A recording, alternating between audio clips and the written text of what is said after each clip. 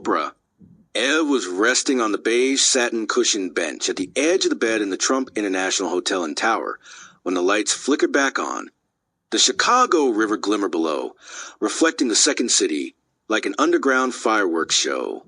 A series of thunderstorms had stretched across the Midwest, knocking out power and delaying flights, including Ev and Sarah's, so the two had arrived in Chicago much later than they had hoped.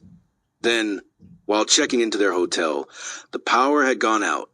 Sarah was pregnant with her first child, and in a fit of hunger had raided the minibar in search of food. Now packets of peanuts, chips, and candy were strewn about the entire room as she began unpacking their suitcases. It was Thursday, April 16th, 2009, and one of the most bizarre weeks, yet for Twitter still hadn't come to a close. As soon as the power had come back on, Ev leaned over and picked up the remote control for the hotel television. He quickly turned to CNN and listened for a moment before he started shaking his head with a shocked laugh. Anderson Cooper was staring into the camera as if he were talking only to Ev and Sarah, not to the millions of other people watching the 24-hour news network, and he said repeatedly, "We need you to go to Twitter. Come and follow CNN." Sarah paused and looked over at Ev as she unpacked his brown shirt for the following day. "What the hell is happening?" Ev said as he looked back at his wife with amazement. "What world are we living in here?" They paused for a moment, taking in the reality of the situation. Here they were, in the Trump Hotel in Chicago, watching CNN race Ashton Kutcher to be the first account to get to 1 million followers on Twitter. And in a few short hours, Ed would be going on the Oprah Winfrey Show to help Oprah, one of the most famous and influential women in the world, send her first tweet. It might not have seemed like reality, but it was, and it was all set to take place over the next 12 hours. Ev's anxiety had started with the flap of a single butterfly wing a few days earlier. Twitter had received a relatively standard email from the Oprah Winfrey Show with a simple request. Could the company set up a quick call to chat about mentioning Twitter on the show? Kutcher and CNN were very publicly racing each other to the 1 million follower mark, and as a result, Oprah had started asking more about what this Twitter thing was. Ev and a small group of employees gathered in a conference room, huddled around the speakerphone to hear from Oprah's producers. "We're going to have Oprah send her first tweet on the show." The voice crackled out of speakerphone. Everyone in the room looked around, smiling. "And we're thinking of making Twitter the feature segment of the show," the voice said. The smiles around the Twitter office started to fade slightly. Twitter was once again unquenchable, each day slurping up tens of thousands of new users, all of whom were helping to feed an unstoppable organism. As a result, the site's servers were being pushed to their limits again. The engineering team was exhausted, with some employees working 20 or more hours a day to keep the site alive. Twitter could barely handle a mere mention on the massively popular Oprah Winfrey Show, which garnered anywhere between 26 million and 42 million viewers a week. For better or worse, Oprah represented the mainstream of the mainstream, and her fans could quickly turn into a tsunami of signups that Twitter simply couldn't handle. The voice on the speakerphone continued. "We're going to have Ashton Kutcher on the show to talk about his race with CNN." More worry crept over people's faces in the Twitter conference room. "And Oprah wants to do this segment for our Friday morning show, which is live in our biggest audience." That was only 2 days away. "It would be really helpful if someone from Twitter could come out here and work with our people, just in case something goes wrong." Oprah's producers continued. "Would that be possible?" "Of course," Ev said as he leaned closer to the phone. "We can send one of our engineers out there." "Great." The voice on the line said, then paused and asked Ev, "Wait, who are you and what is your job?" Ev leaned back into the phone and nonchalantly answered, "I'm the co-founder and CEO." "Well, can you come out then?" the producer asked. He paused, looking around the room as he shrugged his shoulders. "Sure," he said. "Is it possible for me to get a ticket for my wife, Sarah, to come so we can both sit in the audience?" The producer said it was as the call ended, and Ev looked around at the faces in the room. "What are we going to do?" an assistant asked Ev. "There's not much we can do. We have to make sure the site stays up," he replied with a smile. "I mean, it's fucking Oprah." Wednesday quickly turned into a series of internal meetings about how to make sure Twitter didn't collapse under the weight of Oprah stardom. To ensure everything worked live on national television, Twitter engineers decide to create the Oprah server, a computer server completely dedicated to Oprah, her own special Twitter, which would guarantee that even if the site went down during the live television extravaganza, Oprah's account would not. Ev's assistant immediately sprang into action, booking flights and hotels. The itinerary noted that Ev would fly out on Thursday at lunchtime and go to the show on Friday morning.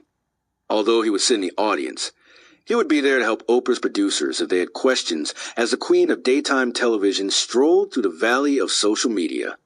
The plan was starting to come together.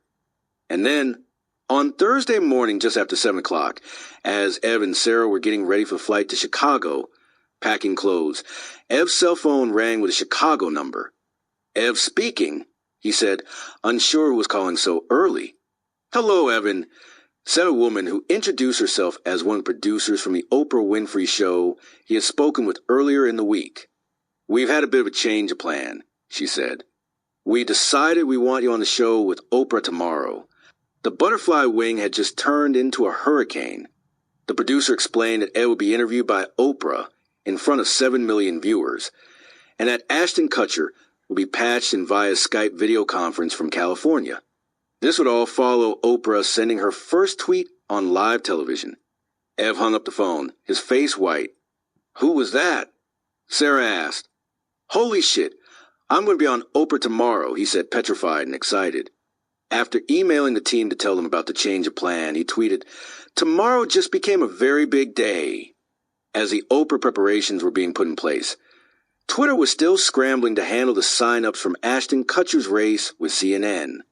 Each time they secured more servers, the traffic spiked, and it was only about to get worse. Larry King posted a video online taunting Kutcher. "Are you putting me on?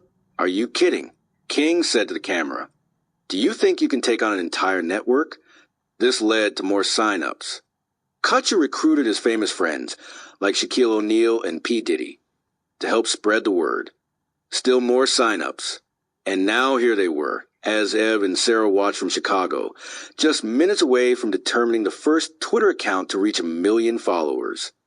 At Twitter's offices in San Francisco, engineers monitored the site as people kept signing up, following either Kutcher or CNN. On top of that, Anonymous, the troublemaking hacker collective, had written programs creating fake accounts to try to beat both Kutcher and CNN to 1 million followers, creating even more traffic. Then, at 11:12 a.m. Chicago time, the verdict came in, as Anderson Cooper almost begged viewers to follow CNN's account. Ashton Kutcher was sitting in his office at home wearing a white cowboy hat, surrounded by friends and other celebrities, as he stared into his computer, watching his follower count swell. "This is bigger than the American Idol finale," his wife, Demi Moore, said as she peered over Kutcher's shoulder. 15 people to go, he cried out. Then seconds later there was an eruption of cheers as he officially passed CNN. Kutcher screamed with excitement as he popped a bottle of champagne, and a half-dozen people in the room started pouring bubbles into cups. P. Diddy, who was on speakerphone, screamed, "Congratulations! Save me a glass, baby." CNN admitted defeat as Kutcher tweeted, "Victory is ours." On Friday morning, Ev awoke feeling groggy from sleeping only a couple of hours. Ashton and anxiety had kept him from any real rest. As soon as they arrived at the Oprah studio, a few hours from broadcast, everything became a blur. Makeup, producers running around, voice-level tests, televisions, audience members filing in. As he walked out onto the set to sit in the audience and later get called up the stage to join Oprah, Ev asked to quickly use the restroom and tripped, falling flat on his face as he ran off in the direction of the toilet. Ev didn't have much time to recover from his fall. Before he knew it, he was called up to sit next to Oprah, who wore a pink blazer as giant, boxy cameras pointed at him from every angle. Hundreds of women sat in bleachers, surrounding him, and Sarah smiled at him from the audience. Then a voice announced, and we're on in 5, 4, 3. "Hi, it's Friday Live, and I'm on Twitter for first time," Oprah said cheerfully. Ev's adrenaline was swirling as the cameras began to dance around the set like practiced ballerinas. Oprah gave her speech about Twitter, described her conversation with her doorman that morning about the site, and then jumped in, asking a very nervous Ev a series of questions. How'd it come to light? Oprah asked. My co-founders, Biz and Jack, are super geniuses, Ev said. He explained to Oprah the difference between blogging and Twitter, and said that the site made it possible to disseminate information in seconds. It's so fast, he said, that city fire and police departments are using it to publicize time-sensitive information. As Ev spoke, Oprah could see he was nervous. Ever the pro, she reached across the table and grabbed his hand, which helped calm his nerves. Yet Ev's adrenaline was about to spike again. He had been warned more than a dozen times by Oprah's staff that the queen of television was completely inept with technology. To ensure she couldn't mess up her first tweet, the staff had set up a laptop with colored stickers that Oprah was instructed to press after typing her first 140-character missive. It was paint by numbers for a clumsy computer user. The live television plan had been meticulously set in place. Oprah would write a tweet, then send it. The show would cut to commercial as advertisements filled the screen. Oprah was then instructed to press the button on the keyboard with a yellow sticker, which would load tweets from all her friends, including George Stephanopoulos, Ellen DeGeneres, Shaquille O'Neal, Demi Moore, and others who had all been told by producers to reply to Oprah, welcoming her to the site. But instead, Oprah pressed the caps lock button first, then began typing, H.I. Twitters. Thank you for a warm welcome. Feeling really 21st century. Then, rather than hit send on Twitter, she accidentally pressed the key with a yellow piece of tape on it. This reset the screen and erased her first tweet. Cut to commercial. Oprah hadn't actually tweeted. Ev saw this and his throat tightened. He quickly pushed Oprah aside and grabbed the keyboard, frantically typing the same exact tweet in all caps and hitting send, his heart pounding as he heard the cameraman yell, And we're back in 5, 4, 3. At one point in the show, Kutcher appeared on the screen, sitting in the same office he had been in a few hours earlier when he beat CNN to 1 million followers. Congratulations, Oprah said to him. This is a commentary on the state of media. Kutcher said to Oprah and the audience, I believe that we're at a place now with social media where one person's voice can be as powerful as a media network. That is the power of the social web. He went on to explain that Twitter allowed him to control the type of images and videos that were shared about him online, specifically beating the paparazzi. He could now usurp the Us Weeklies of the world by posting pictures he had pre-approved before the tabloids could. As the show went on, Oprah's viewers started signing up for the site in droves. From Chicago to Clearwater, Modesto to Miami, Seattle to Statesboro, more people joined Twitter on that day than on any single day in the site's history. Nearly 500,000 people in the first 24 hours, and although the servers were battered, they managed to survive. After the show concluded, Ev and Sarah went to the Oprah store to purchase bibs for Miles, a baby boy they were expecting Sarah to give birth to in the next couple of months. Later, Ev wrote an email to the staff with the title, Holy Cow. He continued, Just going to bed here in Chicago. AM go get about 4 hours sleep. Effusing about how proud he was of the 35-person staff that had kept the site alive through the influx of users. What a week for Twitter. Thanks for everyone's hard work.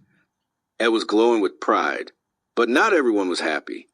Although Kutcher had pronounced that anyone could be as powerful as a media company. There was one person whose tweets had faded into insignificance, one person who had happened upon the Oprah show and seen his former friend and co-worker, Ev, on live television.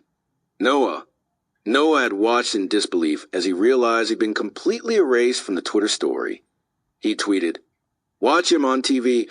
I wonder how I became so invisible, so absent mice unseen. No fingerprints at all. In the past, history was always written by the victors. But in the age of Twitter, history is written by everyone. The victors become the ones with the loudest voices who get to tell their version of history. Ev hadn't been intentionally writing Noah out of the story. He had always been intent on trying to give credit where it was due in the creation of Twitter. thanking employees at award ceremonies like the Crunchies, and talking about Jack and Biz's role in interviews. Ev honestly believed Twitter was a different company from the days when Noah had helped form it. But Jack had never been forthright about the amount of collaboration that had gone on between him and Noah as they were hatching Twitter together. As Jack watched Oprah, he was apoplectic that Jack wasn't the one appearing on the show. He would later voice a now familiar concern to Biz, "I'm being written out of history." "No, you're not," Biz told Jack. "Ev talked about you on the show. He called us geniuses." But it didn't matter what Ev said. Or Biz. Jack felt he was being erased. And unlike Noah, who had faded into obscurity after being kicked out of the company, Jack had bigger plans. Spiraling into Iraq. The C-130 transport plane roared on the tarmac, its propellers ferociously slicing through the arid Middle Eastern air. Even from where he stood, several hundred feet away, Jack could see the plane was a behemoth. Next to the other aircraft on the runway, it looked like a giant blue whale resting among a pool of goldfish. Army trucks and jeeps sporadically surrounded the plane and were, in turn, surrounded by American soldiers huddled in their fatigues, guns, and large green duffel bags by their sides. The scene looked strangely like toys left on the bedroom floor of an imaginative boy. Jack watched through dark sunglasses as the bright sun penetrated the massive windows of the lounge area in the Queen Alia International Airport in Amman, Jordan. Waiting to board the plane gave him a nervousness he hadn't felt in a while, and it diverted his attention from Ev's appearance on the Oprah Winfrey Show just 3 days earlier. Now he was obsessing about something else, Iraq, where he would be in a few hours. As he tried to calm his nerves, there was a tap on his shoulder. Turning, he saw Jared Cohen, the State Department liaison who was responsible for the trip Jack was about to embark on. "Did you see the article on the front page of the Wall Street Journal today?" Cohen asked him. "No, what article?" "It's about Twitter," Cohen said, already walking away to talk to someone else. "Look it up. It's called the Twitter Revolution." Jack pulled his iPhone out of his pocket and searched for the story, landing on the Wall Street Journal website a few seconds later. Cohen looked like an actor in a low-budget spy movie, which was fitting considering he worked for the U.S. State Department. He had dark, messy hair and smooth skin. Even though he was large and lean, his suits always seemed to hang off his shoulders a little more than they should. His tie, always undone just a hair and pulled slightly in one direction, imparted a sense of constant busyness. And busy he was. Cohen had joined State, as it was called by insiders, under Condoleezza Rice in late 2006. He was just 25 years old at the time, but came with a resume more impressive than those of most people twice his age. He had highfalutin degrees from Stanford and Oxford universities. He was fluent in Swahili and Arabic, and he had written 2 books, one on genocide in Rwanda, the other on silent revolutions and Muslim youth in Iran and Syria. When Hillary Clinton had become the Obama administration's new Secretary of State, she had given Cohen and his boss, Alec Ross, another young state official, the authority to promote diplomacy with the new technologies available to everyday citizens. In other words, they had a license to social media. One of Ross's and Cohen's boldest ideas was to take an entourage of highly influential tech denizens, including people from Google, YouTube, Meetup, Howcast, AT&T, and of course Twitter, to war-torn Iraq. The hope was that they could offer input on how to rebuild the decaying country with technology and cell phones rather than bricks and cement. Cohen had explained the objective during the group's stopover in Amman. They'd be meeting with both the president and the prime minister of Iraq. He had reminded them to wear suits for flight to Iraq, so the group could go directly to some meetings when they landed. Now here they were, 500 miles from entering a war zone. Ev had been invited on the trip, but he was too busy to attend, as were Biz and Goldman. At first they had planned to decline the invitation, but they reasoned that Jack could go if he wanted to. What harm could he cause in Iraq? And now here he was, standing in the airport in Jordan, nearing the end of reading the Wall Street Journal article. Cohen soon announced that it was time to board the plane. They crossed the hot tarmac and received protective army gear at a staging area.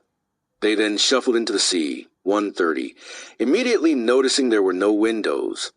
Everyone was strapped securely into red mesh seats, army helmets fixed on their heads, bulletproof flak jackets wrapped around their torsos.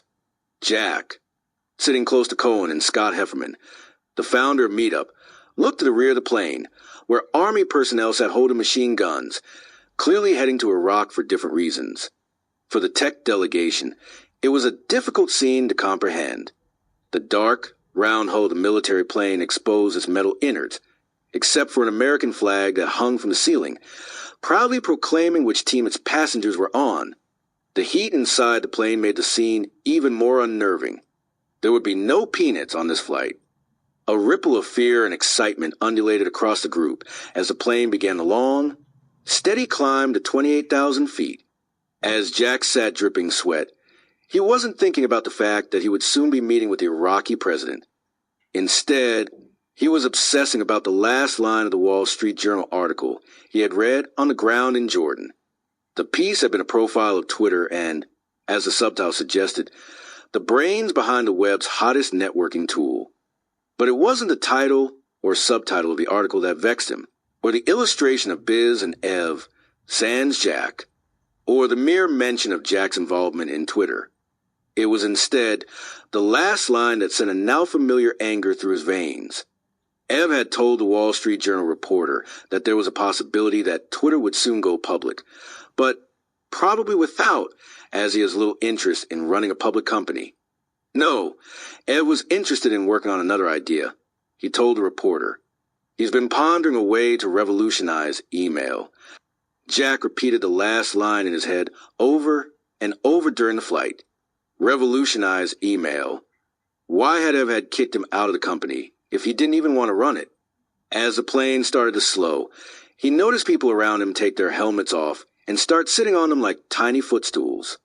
One by one, others did this. What's going on?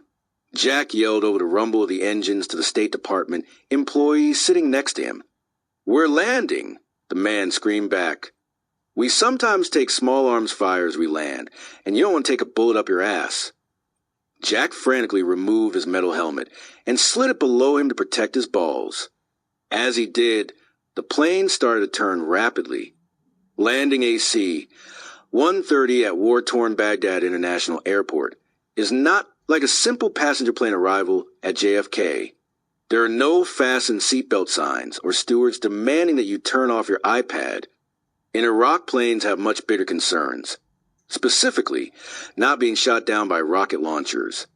The trick pilots use is to land in a corkscrew, spiraling down toward the runway, like water circling a drain. As they taxied on the ground, the rear ramp door of the plane cracked open and a slit of orange sky burst inside. Behind it, the desert heat rushed in like a backdraft in a house fire, hitting them one by one with a blanket of scorched air. As Jack looked out, he could see dozens of helicopters speckling the horizon like tiny black ants crawling across the sky. It looks like the scene out of Forrest Gump, Jack thought to himself. They soon discovered that Cohen's request that they wear suits on the plane had been a terrible idea. Their flak jackets, which are made of rugged ballistic nylon, had spent the past 2 hours rubbing up against their blazers, which had torn the suits to shreds like sandpaper on tofu. When the plane finally rolled to a stop, they were directed out of the rear and introduced to Tony, a bulky ex-Marine with broad shoulders and alert eyes, who would be overseeing their security for the next week. He explained to the group what to do if they were kidnapped or held hostage. After a few minutes, they were shuffled to a group of helicopter gunships that would transport them to the Green Zone, the American-controlled area of Baghdad. Although not immune to missile strikes, they were told it was the safest place in Iraq, at least for Americans. The chopper leaned forward as its propellers carried them through the thick Iraqi air. Jack sat in the back and peered out the open side of the helicopter as Marines seated next to him pointed their guns at the ground below. This is the most dangerous road in the world, one Marine yelled to Jack. There are IEDs everywhere. Interesting, Jack said nervously, pulling his head back inside and taking a deep breath. He looked at the others in his helicopter and smiled slightly. Scott was snapping pictures with digital camera. Cohen was on his BlackBerry, and Stephen Levy, a reporter, was writing in his notepad. Beyond Cohen's ability to talk his way into almost any situation, he also had another very impressive skill, a knack for bringing the press along on his excursions. Levy, a columnist for Wired, had been invited to come along as this particular delegation's embedded reporter. The idea is to use the brains of the small collective to give ideas to Iraqi government officials, companies, and users that will help it rebuild. Levy wrote on Wired's website when he arrived in Baghdad. Who knows that stuff better than a contingent of internet goombas heavy on the Google juice, and includes a guy who thought up Twitter? The following days became a blur of meetings, press interviews, and photo ops. They were shuttled around in black bulletproof Suburbans to meetings with Iraqi officials of all ranks and levels of importance. Helicopters flew above, tracking their every move with guns hanging from the sides, like guardian angels keeping watch as they drove through the Iraqi streets. Taking off my helmet and flak jacket, Jack tweeted at one point, the group had decided to use the hashtag #IraqDeck for the trip. Though Ev, Biz, and Jack had at first been uninspired by hashtags, calling them too nerdy, they had now become an integral part of the service and were being used to organize everything from discussions of TV shows to riots. So much concrete. It's everywhere. Jack tweeted as they drove out of Green Zone. Jack spent a lot of the time thinking about Ev's and Biz's media appearances over the past months, which made Jack see that he wasn't giving these interviews. But that was all about to change. One of the group's first meetings was with the National Investment Commission, an economic arm of the Iraqi government. Then it was off to meet with senior government officials. Each meeting began with awkward explanations of what the delegation's respective jobs were. I started a company called Twitter. Tweeter? No, Tweeter. Ah, yes, Tweeter. They all genuinely wanted to help the Iraqis, offering suggestions about how technology could be used to help rebuild the country and its shattered economy. During one meeting, as the group sat drinking from ornate cups in the home of Barham Salim, Deputy Prime Minister of Iraq, Jack tried to convince officials that they should join Twitter. The people of Iraq and the media will follow you, Jack told Salim. A technology like Twitter can bring access and transparency to government. As they sat sipping wine, surrounded by guards, the Deputy Prime Minister assured Jack, I will sign up tomorrow. President Obama uses it all the time, Jack said, eloquently explaining how Twitter had played a role in Obama's election. Like a traveling salesman, he managed to sign up a few American Blackwater security guards who were assigned to protect the delegation. When the entourage finally met with the Iraqi president, Jalal Talabani, word had made it to the Western world about the delegation of tech wonders traipsing through Baghdad explaining how Twitter and YouTube worked. Media outlets, including CNN, the Los Angeles Times, the New York Times, and Al Jazeera, along with dozens of others, began covering the entourage like paparazzi following Britney Spears at a shopping mall. The slew of reporters now following the delegation continually asked Jared if they could talk to the Twitter founder who was on the trip. Jack, happy to maneuver the spotlight away from Biz, and Ev, gladly obliged. On the last evening of the trip, they all sat outside at a long mess table at the American Army base. Their laptops open, sipping from warm cans of Budweiser, they reflected on the week, where they had gone from nerds to consultants trying to help a scorched government enter the 21st century. But one of them, Jack, had also turned into an international superstar. A photo of Jack talking to reporters was splashed across newspapers, blogs, and magazines around the world. Ev, Biz, and Goldman's plan to allow Jack to come along and keep him out of the way had completely backfired. Founder of Twitter Centio Save Iraq read the headline of in a British newspaper, with a picture of Jack Dorsey below. On the last morning, they were whisked back to the airport and stood on the dented rubble-strewn tarmac, waiting for the C-130 that would hurtle them out of Iraq and back to America. While they waited, Jack reached for his phone to check Twitter. As helicopters thumped in the air above and fighter jets tore holes through the calm sky, Jack saw that the Deputy Prime Minister had actually kept his word. Sorry, my first tweet not pleasant. Barham Salim said in his first 140-character proclamation, dust storm in Baghdad today, and yet another suicide bomb. Awful reminder that it is not yet all fine here. The time 101. Flashes of white light exploded in the air like miniature fireworks in front of Jack, Biz, and Ev. Pop, pop, pop. Over here. Look this way. Photographers yelled as their cameras rattled like muted gunfire. Friendly fire. Click, click, click. This way, they yelled. Look over here. The Twitter founders paused every few feet, pop, click, pop, then walked forward as they continued on a red carpet, as if they were on a conveyor belt. Coiled white earpieces crawled up the necks of Secret Service agents who stood watch over scene. Hi, Jack Dorsey, a young woman said as she approached with a clipboard in her hand. Hello, Evan Williams. Another woman gleefully cried without ever having met him before. You must be Sarah, she added to Ev's wife. Mr. and Mrs. Stone, another said matter-of-factly. I'll be escorting you inside. They all heard separately. The shouts of the paparazzi could be heard trailing into the background as they walked forward. Liv, Tyler, Kate, Whoopi, over here. They were shuffled along red carpets with red backdrops, through metal detectors, past the second security gate, along another carpet for some television interviews. Hey, it's the Twitter guys, they heard as microphones and TV cameras hovered inches from their faces. Questions were asked, jokes made, then they were shuffled along a few more feet to the next microphone, the next camera, the next set of questions and jokes. At the end of the media gauntlet, they found themselves a final booth where they were given a card noting their designated table for dinner. Before you go inside, there's one more thing I need to give you, their handler said. You'll need to wear this lapel pin so guests know you're one of the Time 100 most influential people in the world. Shiny gold and red badges of honor were tacked to their suits. Inside, white gloves floated in the air transporting trays of champagne that swept smoothly around the room like magic carpets, immune to the turbulence of the power that swirled around them. World leaders, musicians, actors, billionaire CEOs, media moguls, Nobel laureates, first ladies, second ladies, all mingling quietly and properly clinking glasses and looking around at the who's who of the who's who. Amid them stood Jack, Biz, and Ev. How far they'd come. A couple years earlier, they had been somebodies among nobodies, visible only to the tech nerds in San Francisco. A couple of years before that, they'd been just nobodies.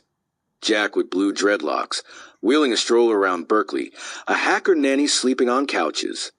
Biz, who was afraid to fly on airplanes, juggling credit cards to pay the rent with $50,000 in debt. Ev living in a $600 a month garage atop someone's home, riding a borrowed bicycle to work across dirt roads to a tiny cubicle, where he sat silently each day, all lonely and alone, searching for something. And here it was, or so they thought. Some people are destined for greatness. Others fall up a hill to get there. Jack surveyed the room, realizing that he should let the world know where he was. Having champagne at the Time 100 Gala, he tweeted.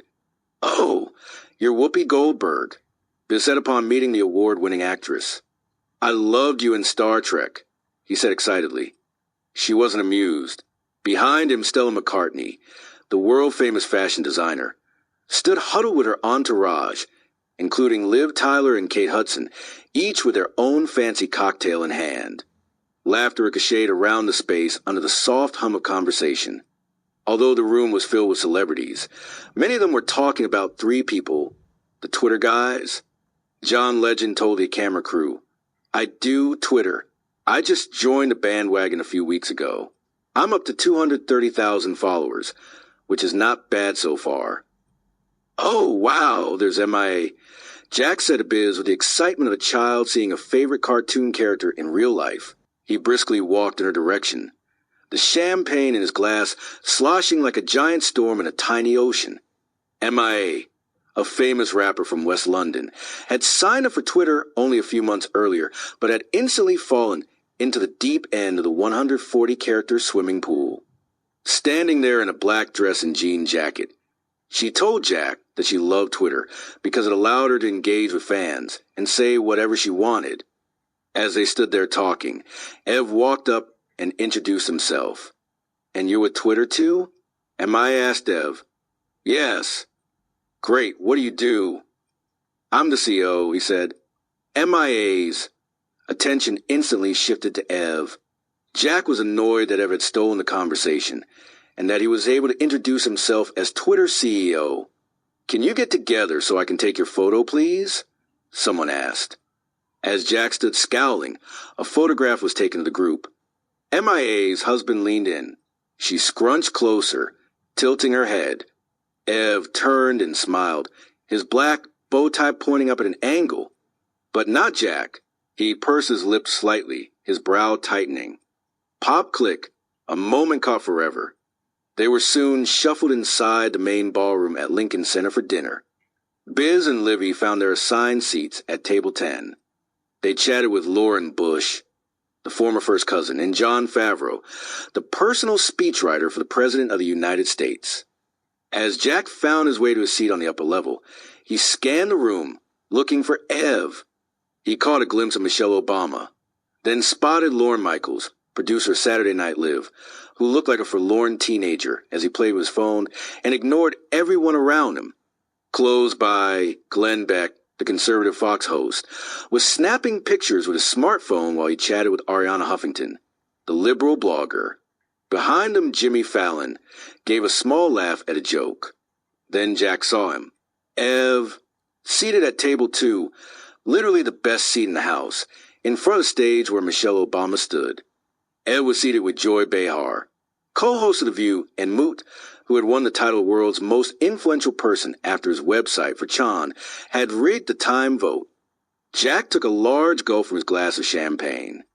Even at the Time 100 Most Influential People in the World Gala, there is a pecking order. And in 2009, at the top end of that chart, there was Evan Williams, the CEO of Twitter. The upper level seemed to house less important guests, like Christine Teigen, John Legend, and Lou Reed. As Jack seated, his thoughts were interrupted by a tap on his shoulder. "And who are you?" an older woman asked, as her hand, which was covered in ornate rings, stretched out to greet him. "I'm Jack Dorsey, the founder of Twitter." "Oh, are you coming on a show tomorrow?" the woman said, then introducing herself. "I'm Barbara Walters." She was wearing a black dress with a mesh top that exposed her shoulders. Large, sparkly earrings hung from her ears like chandeliers in a French palace. "No," Jack said. "What show?" Walters explained that the following morning, after the Time 100 Gala, the Twitter co-founders were scheduled to go on The View, the show she co-hosts with Joy Behar and Whoopi Goldberg. Jack was immediately perturbed and started to deliver his version of the events that had taken place over the past year, as if he were being interviewed by Walters in a special on her own show. He told her that a few weeks earlier, he had heard that the latest issue of Time magazine, which was consumed by 25 million readers, would announce the 100 most influential people in the world. 98 of those influentials would be political leaders, physicists, Nobel laureates, economists, musicians, and the kings and queens of the A-list celebrity jungle. The other 2 spots on the list had been reserved for Evan Williams and Biz Stone of Twitter. Jack Dorsey was not included. When Jack had found out, he'd sent Biz an infuriated note demanding to be included on the list. Biz explained that it was out of his hands. The editors of Time magazine hadn't seen Jack as an employee of the company, and therefore hadn't thought it made sense to include him on the list. Biz had known how delicate the situation was, and had tried to get Jack added, but to no avail. Emails among Jack, Biz, Ev, and Time's editors had shot in every direction. But Time had reiterated its position, reasoning that Jack was not involved in the daily operations of Twitter. Eventually, after some tense negotiations, Biz had managed to get Jack invited to the dinner, but technically he was not considered one of the Time 100. So the dinner had become the Time 101. Although no one knew this except the editors, the Twitter guys, and now Barbara Walters. Walters listened to all of this like a mother whose child has just come home after fighting with his best friend. "We're going to take care of this," Barbara told Jack, explaining that Ed was scheduled to be interviewed by her the following day and that she would talk to him about the turmoil. But Jack wasn't finished yet. The world's most famous interviewer, who usually listens to presidents, kings, and princesses, heard Jack continue to complain about Ev and Biz. When Jack had first grabbed a copy of the magazine, he had quickly flipped to the page that said The Twitter Guys and started reading. Time had asked celebrities to write each of the 300-word blurbs announcing the influentials, and Ashton Kutcher had been chosen to showcase Twitter. Years from now, Kutcher wrote, when historians reflect on the time we are currently living in, the names Biz Stone and Evan Williams will be referenced side by side with the likes of Samuel Morse, Alexander Graham Bell, Guglielmo Marconi, Philo Farnsworth, Bill Gates, and Steve Jobs. Jack was mentioned in the article later, in passing, as one of the co-creators of Twitter and was in the accompanying photo. Instead, it was an image of Ev and Biz staring at each other, with a few fake birds suspended on a tree branch above them. To Jack, it didn't matter that Kutcher was lauding Twitter as the front door to the internet, or that Time called Twitter a stage for humanity and connection, or that more than 2 trillion tweets had now been sent across the site since its first update. What mattered was that Jack Dorsey wasn't mentioned more in the Time article. He wasn't compared with the inventor of the telephone, or the creator of Morse code, or the genius behind the television. Biz and Ev had called Jack into Twitter's office to talk through confusion that had arisen surrounding the Time 100. Jack was starting to complain vocally to people involved with Twitter about the press supercell that had formed around the company and the lack of attention on him. It was rare for Ev to grow visibly annoyed with anyone. Even as the company he was running grew, he still despised confrontation and tried to avoid it at any cost. But he also had a breaking point, and Jack, who had been in a one-man media frenzy, was starting to infuriate Ev. The boar had concerns as well, and began noticing that Jack often gave commentary on topics he didn't know much about, including internal developments he was not apprised of, as he technically didn't work for Twitter. Biz was starting to grow frustrated too, as Jack would often tell people in these interviews that he was the inventor of Twitter, the sole creator of an idea that actually had many creators. Twitter's offices were being expanded when Jack arrived for the meeting. The trio decided to talk in private, away from the prying eyes of employees with Twitter accounts, and they walked into one of the conference rooms, which was now under construction. As they sat at a long square table, Ev told Jack he had to chill out with the deluge of media he was doing. It's bad for the company, Ev said. It's sending the wrong message. Biz sat between them, watching like a spectator at a tennis match. Then Ev told Jack to amend his Twitter bio, which stated that Jack was a founder and inventor of Twitter. But I invented Twitter, Jack said. No, you didn't invent Twitter, Ev replied. I didn't invent Twitter either. Neither did Biz. People don't invent things on the internet. They simply expand on an idea that already exists. Biz nodded in agreement with what Ev had just said, and also offered a similar commentary. Ev told Jack that he had not worked at the company for more than 7 months, and that what Jack had envisioned Twitter to be, a status updating service, was not what Twitter had become. He reminded him that the Jack vision of the company had always been about status, about what are you doing, whereas Ev's vision had been more akin to blogging, about what's happening. To Jack, it was about telling stories about yourself, about Jack. To Ev, Twitter was about telling stories about other people. Twitter had continued to evolve in a way that none of them could have predicted. The early discussions about the service being used to share a person's status had started to become eclipsed by Twitter's role as a 24-hour news service and a network to share what media outlets were reporting. Or, more important, for people to report what they were seeing in real life. The press pass and the title of journalist had been replaced by a smartphone and a Twitter account. But Jack couldn't see past his feelings to grasp Ev's reasoning. He believed he had been pushed out in a coup over power and influence. If he wanted to tell people he invented Twitter, he would.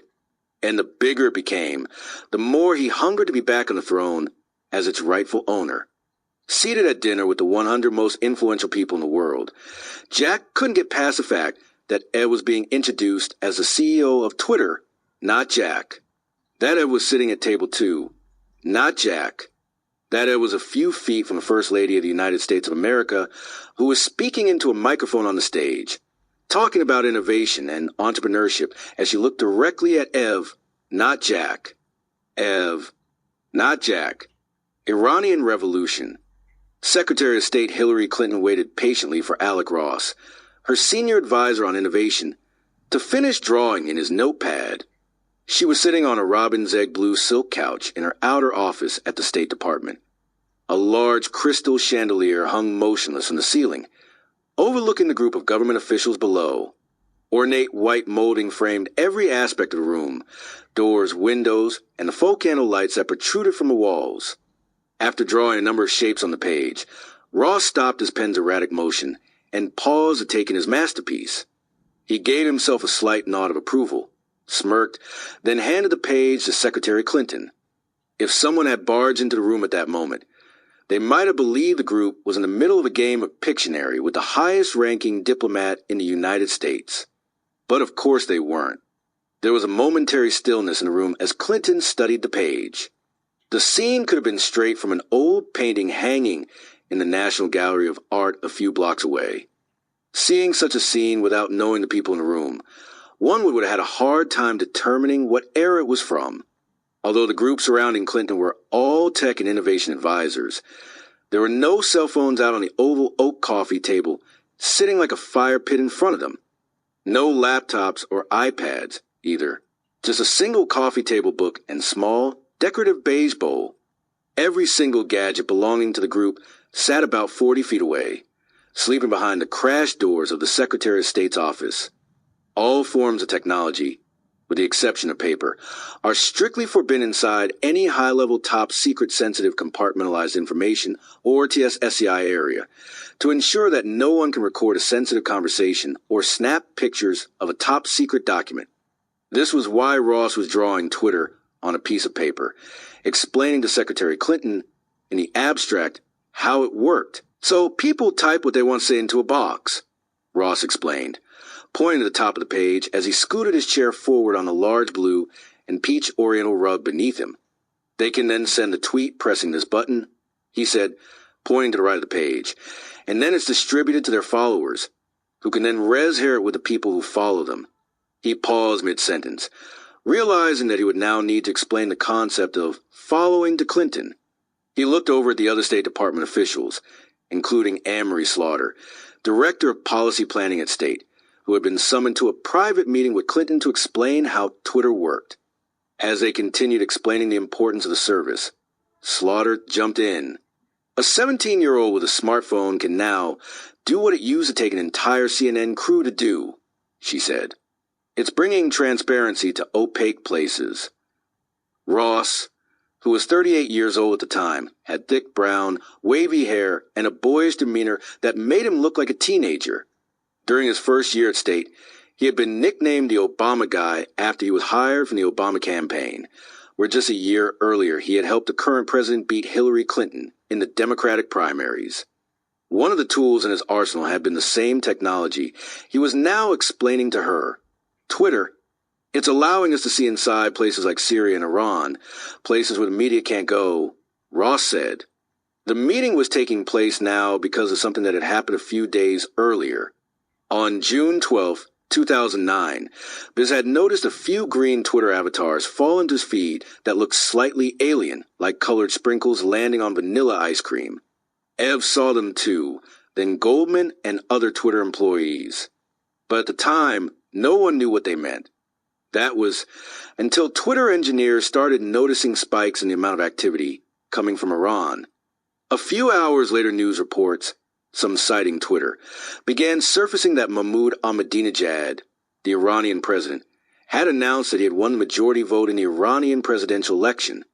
But accusations were being whispered around the country that Ahmadinejad had rigged the election. Hours after the vote was announced, Iran's opposition candidates took to Twitter and Facebook to voice their disapproval, and small pockets of protest began in the streets.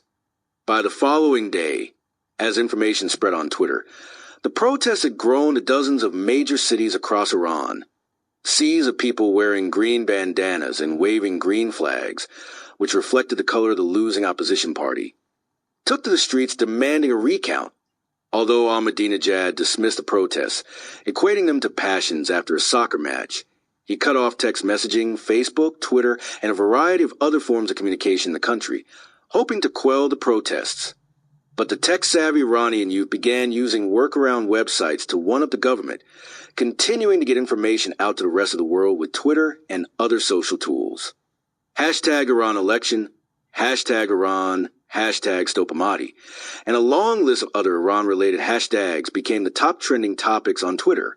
People share videos of protesters being beaten, attacked, and sometimes shot by Iranian government forces. Before long, those sporadic green avatars started to meld together, and Twitter streams soon looked like the Chicago River on St. Patrick's Day. As real-time news percolated out of Iran, America was mounting its own protests on Twitter. The hashtag #CNNFail, quickly started to rise through Twitter. Instead of reporting on the violent protests in Iran, CNN had been reporting the news that semi-nude photos of Miss California had surfaced online. But as Ashton Kutcher had demonstrated 2 months earlier, with the rise of social media sites like Twitter, CNN was increasingly becoming irrelevant. In recent months, governments around the globe had started to monitor the site, making Twitter a panopticon that was now being watched from every corner of the planet. The White House, 10 Downing Street, the Kremlin, scholars, activists, and dictators. The CIA, the FBI, and the State Department were all watching, collecting information about the protests in Iran, and using Twitter as one of their tools to get a better understanding of what was happening on the ground there. So in mid-June, when a junior State Department employee called an Iran watcher, whose job it was to compile memorandums about the goings-on in the country, noticed that Twitter was going to be down for scheduled maintenance, that fact was included in a report. When Jared Cohen, just back from Iraq, noticed the addendum that Twitter would be offline, he emailed Jack. On the trip to the Middle East, Jack confided in Cohen that there was trouble at Twitter between the co-founders, but Cohen believed Jack could help persuade Biz and ebb to hold off the maintenance. Cohen explained that there was a large protest plan in Iran. At the same time, the site was scheduled to go down for maintenance. He asked if they could postpone the upkeep. This could literally make the difference in terms of what happens in that country. Cohen wrote in the email. As Jack passed the message along to Biz, another email, which included Cohen, came through from the State Department, adding pressure to the moment. There's quite literally a Twitter revolution going on in Iran right now. It wasn't the first email Biz had received on the matter. The company had been inundated with messages from dozens of people who had noticed the scheduled maintenance outage and knew about or were involved with the Iranian revolts. Biz, Ev, and Goldman called a meeting to figure out what to do. Although the site's scheduled maintenance was critical, and failing to do it in the coming days could potentially decimate Twitter's servers, the consensus was to delay the site closure. Biz grabbed Goldman to help him write the blog post announcing the decision. We're clearly not smart enough to understand Iranian politics, Biz said to Goldman as they sat in a quiet conference room together trying to figure out what to write. We don't know who the good guys are or who the bad guys are. Biz paused and then joked. Wait, are there any good guys? Goldman laughed. For a moment, they both sat there silently in the conference room, trying to digest what was happening, what they were doing. Writing a blog post to notify the world that a maintenance upgrade for Twitter, a technology they had both helped pioneer, a technology that just 3 years earlier people had used to say when they were going to the toilet or to figure out where to get free beer at a party, was now being used in the streets of Tehran to try to overthrow a government. It was a testament to the resilience of humanity. Give a man a tree and he will make it into a boat. Give him a leaf and he will curve it into a cup and drink water from it. Give him a rock and he will make a weapon to protect himself and his family. Give a man a small box and a limit of 140 characters to type into it, and he will adapt it to fight an oppressive dictatorship in the Middle East. Biz interrupted the silence, noting that he wanted to ensure that Twitter remained completely impartial in the Iranian Revolution.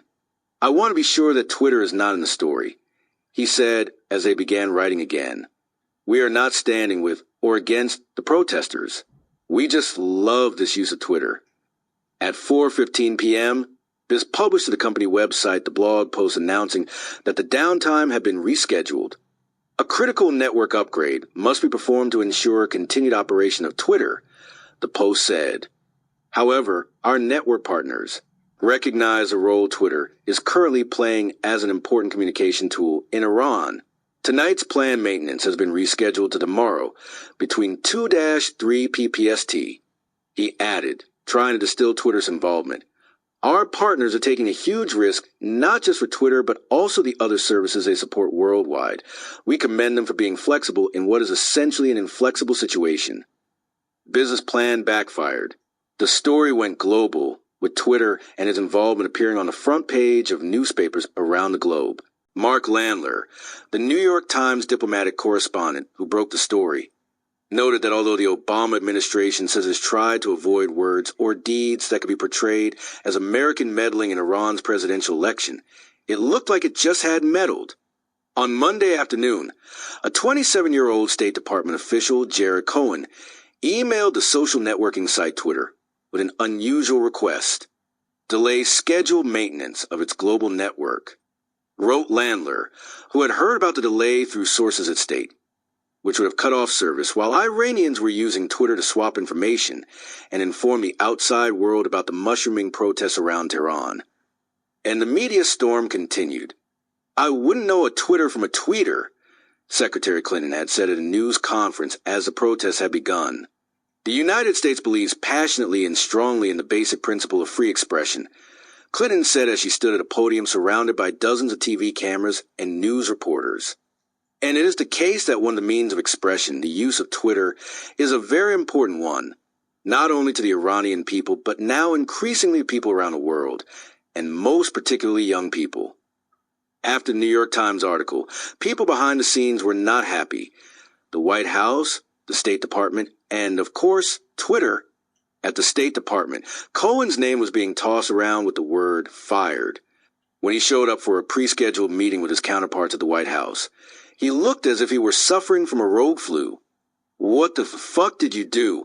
A friend who worked at the White House asked him. And you look like shit.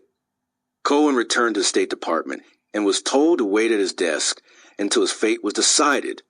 Clinton argued to the president's senior staffers, who wanted Cohen and anyone involved in the Twitter incident publicly fired, that they were just doing their jobs, and this was all part of the changing cultural fabric, with Twitter woven right into the middle of it.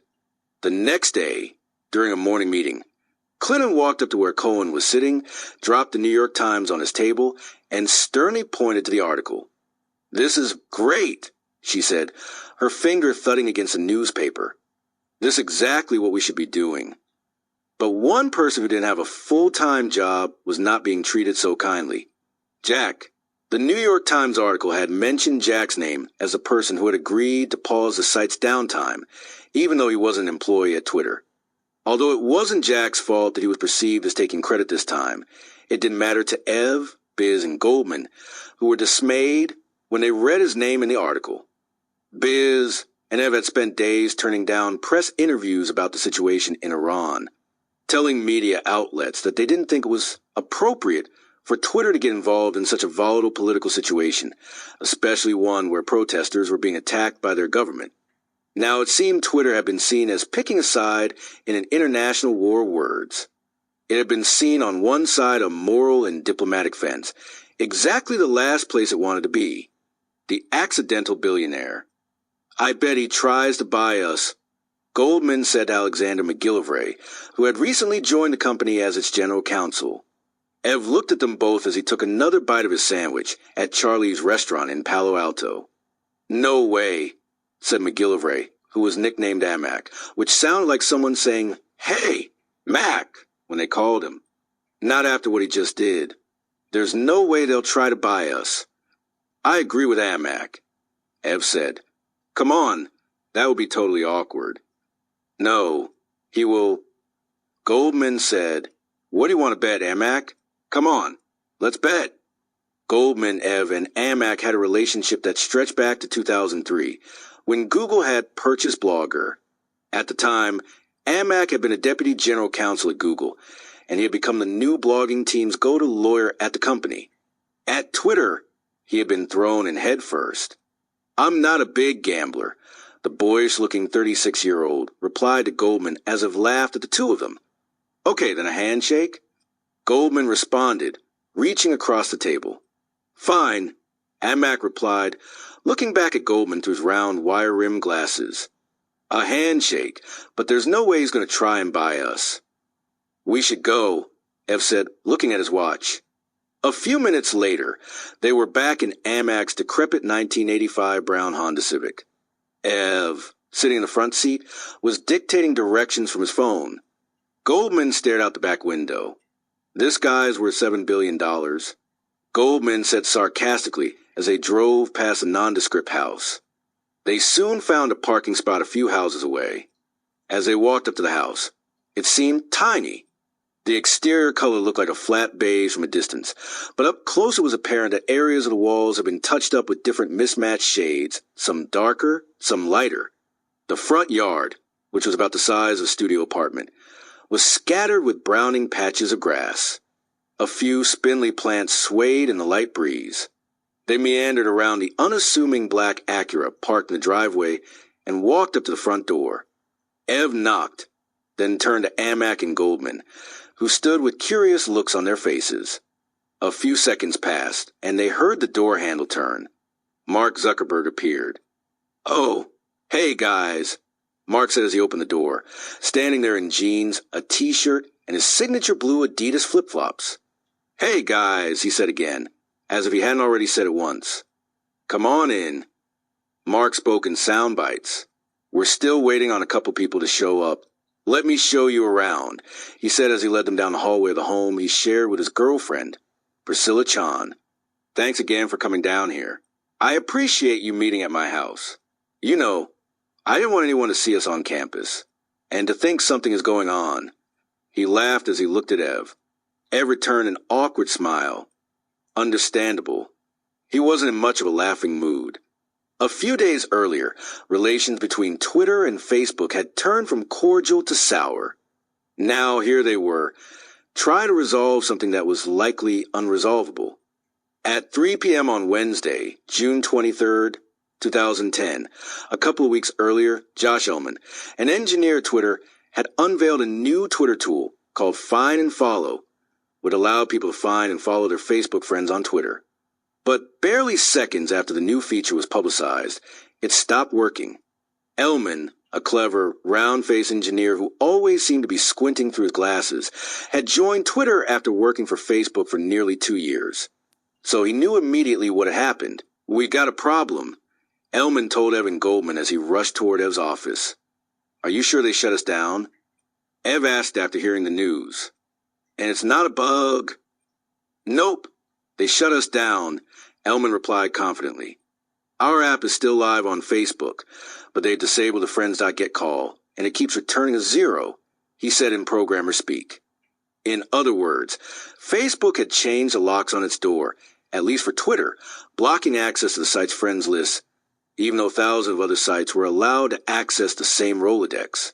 The tech press had already started picking up the new feature, and was quickly adding that it was broken, pointing fingers directly at Twitter.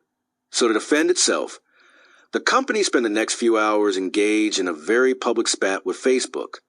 "We believe this is an issue on Facebook's end," Twitter declared on its company website, publicly slapping Facebook in the face. Facebook responded, telling the press that, "Aw shucks, it's just a silly technical problem, and we are working with Twitter to resolve the issue." But of course this was total fucking bullshit, as Goldman said when he saw Facebook's response. Twitter executives had known Facebook was going to be upset by the new feature, but they'd had no idea the company would euthanize the feature the moment it emerged into the world.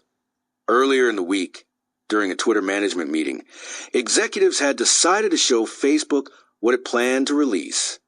Some people in the room had argued for an ask for forgiveness, not permission philosophy.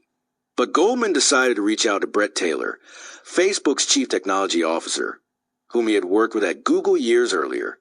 "We really don't want you to launch this," Taylor had told Goldman on the phone. "You're a big company, and we want to develop a better relationship with you." "Okay, that's fine. We're happy to develop a better relationship, but we still want to launch this feature," Goldman had replied, noting that Twitter was using fully public feeds that Facebook made available for anyone to use. "We're just giving you a heads up of what we're releasing," Goldman had said. This response had annoyed Taylor, and the call had quickly become heated as it reached a stalemate. Mark and the rest of the Facebook management team had been in Barcelona at the time, attending a conference. When Taylor had called Mark to explain the situation, Facebook CEO had given clear instructions to shut Twitter down the second it tried to launch. And that was where it had ended. At least, until they arrived at Mark's house. "So, this is our study," Mark said as he walked him through his tiny home, pointing to a room with blue walls. 2 wooden desks sat, chairless, on the right side of the room, and a single leather ottoman in the left corner. "I had some designers from Facebook come in and paint the place," Mark added proudly as he directed them into the sparse yellow kitchen. The black marble countertops were practically empty. "Did you just move in here?" Goldman asked. Mark stopped walking and looked Goldman in the eye. "No," he replied, confused. Goldman didn't know how to follow up his question, so he stared back for a moment. Luckily, the awkward moment was interrupted by a knock on the door. The rest of the Facebook team had arrived. Ed was fully aware of how uncomfortable the meeting would be.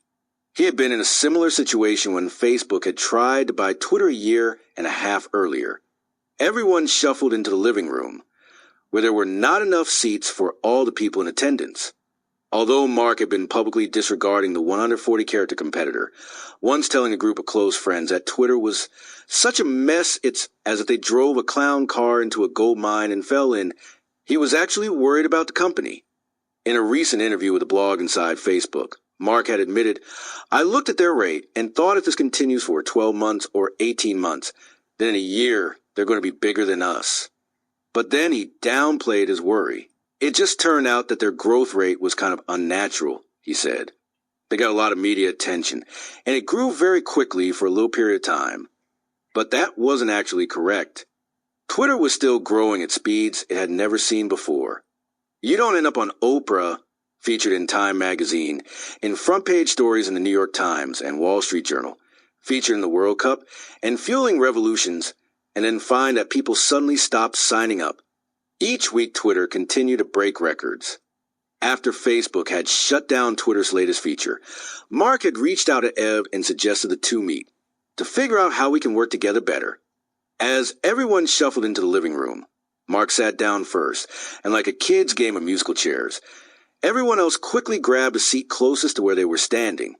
This proved to be awkward, as Mark and Ed were now sitting right next to each other. The meeting was very cordial, as Mark, Taylor, Dan Rose, and a Facebook lawyer delivered a pitch for how Twitter and Facebook could find ways to work together. They used words like opportunity, constructive, and partnership.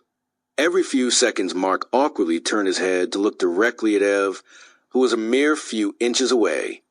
Mark explained that people coming to Facebook to view other people's profile pages made up a majority of the site's traffic.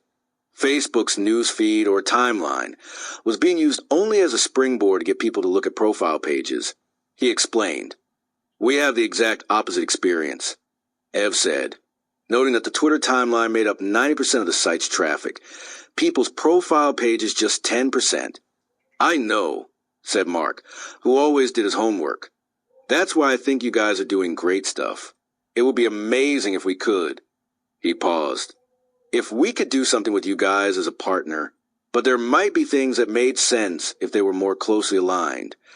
Goldman immediately tilted his head and looked at Amac, wondering if Facebook had just offered to buy Twitter. But in the court of Amac, that would not count. Then Rose interrupted, "And of course, if you guys ever wanted to sell the company, we would be interested in buying it." At that point, Ev had received more offers to buy Twitter than he could count. Yahoo, Google, Facebook, Microsoft, a former vice president, celebrities, and rappers had all made overtures toward Twitter, and each time Ev had said no. But it wasn't the money that made him turn down Facebook's proposal. It was that Twitter and Facebook were two completely different companies with different goals and, as Ev saw it, vastly different morals. Twitter's ideals had been cemented when Ev started Blogger almost a decade earlier, forming his resolute belief that blogging, and now Twitter, should offer people a microphone that allowed them to say whatever came to mind. It was the same reason Ev had hired Amac, who had become a staunch proponent of free and open speech on the internet while at Google. The same reason Goldman worked there. The same reason Biz was so important to Twitter's moral fabric. They all believed that these technologies, first and foremost, should be a mouthpiece for everyday people. In the past, When government officials had come knocking on Twitter's door demanding information about people on the service for any number of reasons, Ev, Biz Goldman, and Crystal, who managed Twitter's support team, had always said no, not without a warrant. Such a stance would become the conviction of Twitter over the years. And it would be the DNA that made it a different kind of company in Silicon Valley. Twitter, with Amac at its legal helm, would eventually fight a court order to extract Occupy Wall Street protesters' tweets during protests. It would stand up to the Justice Department in a witch hunt for WikiLeaks supporters online. And in stark contrast to Facebook, Twitter would eventually allow newcomers to opt out of being tracked through the service. Facebook had a completely different approach to free speech and tracking, often infringing people's privacy and sometimes removing content that violated its strict terms of service. Facebook also demanded people use their real names and dates of birth on the site. Twitter, on the other hand, was as open as a public swimming pool. That was the way I've liked it. Push-button publishing for the people, now in 140 characters. As I've still owned the largest majority of the company, he would become a billionaire in a sale to Facebook or any other big suitor. But it wasn't about the money for Ev. It was about protecting the sanctity of Twitter and giving a voice to the people who used it. I appreciate the offer, Ev responded to Mark in his living room, using a polite tone to show respect. But I don't think anything is going to change for us for now. They agreed to keep talking, and the meeting wrapped up with a few handshakes. We'll be in touch. As they walked outside, past the planters, past the browning grass, away from the tiny house of the accidental billionaire, Goldman looked at Amac and quietly whispered, "See, I told you." The coach and the comedian. The very aspect of the company was growing.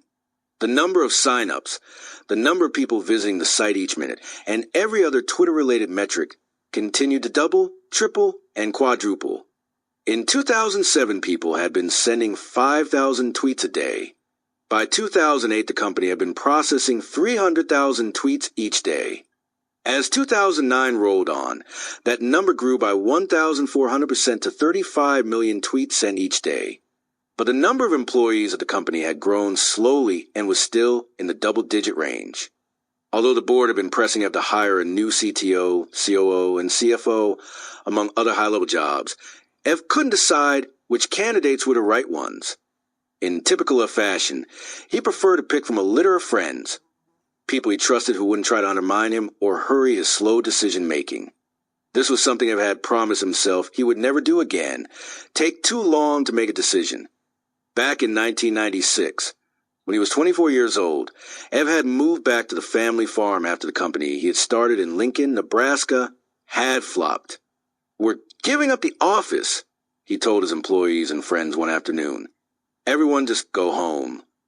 Then, penniless and crushed, he packed up his life and drove the 85 miles back to Clark's.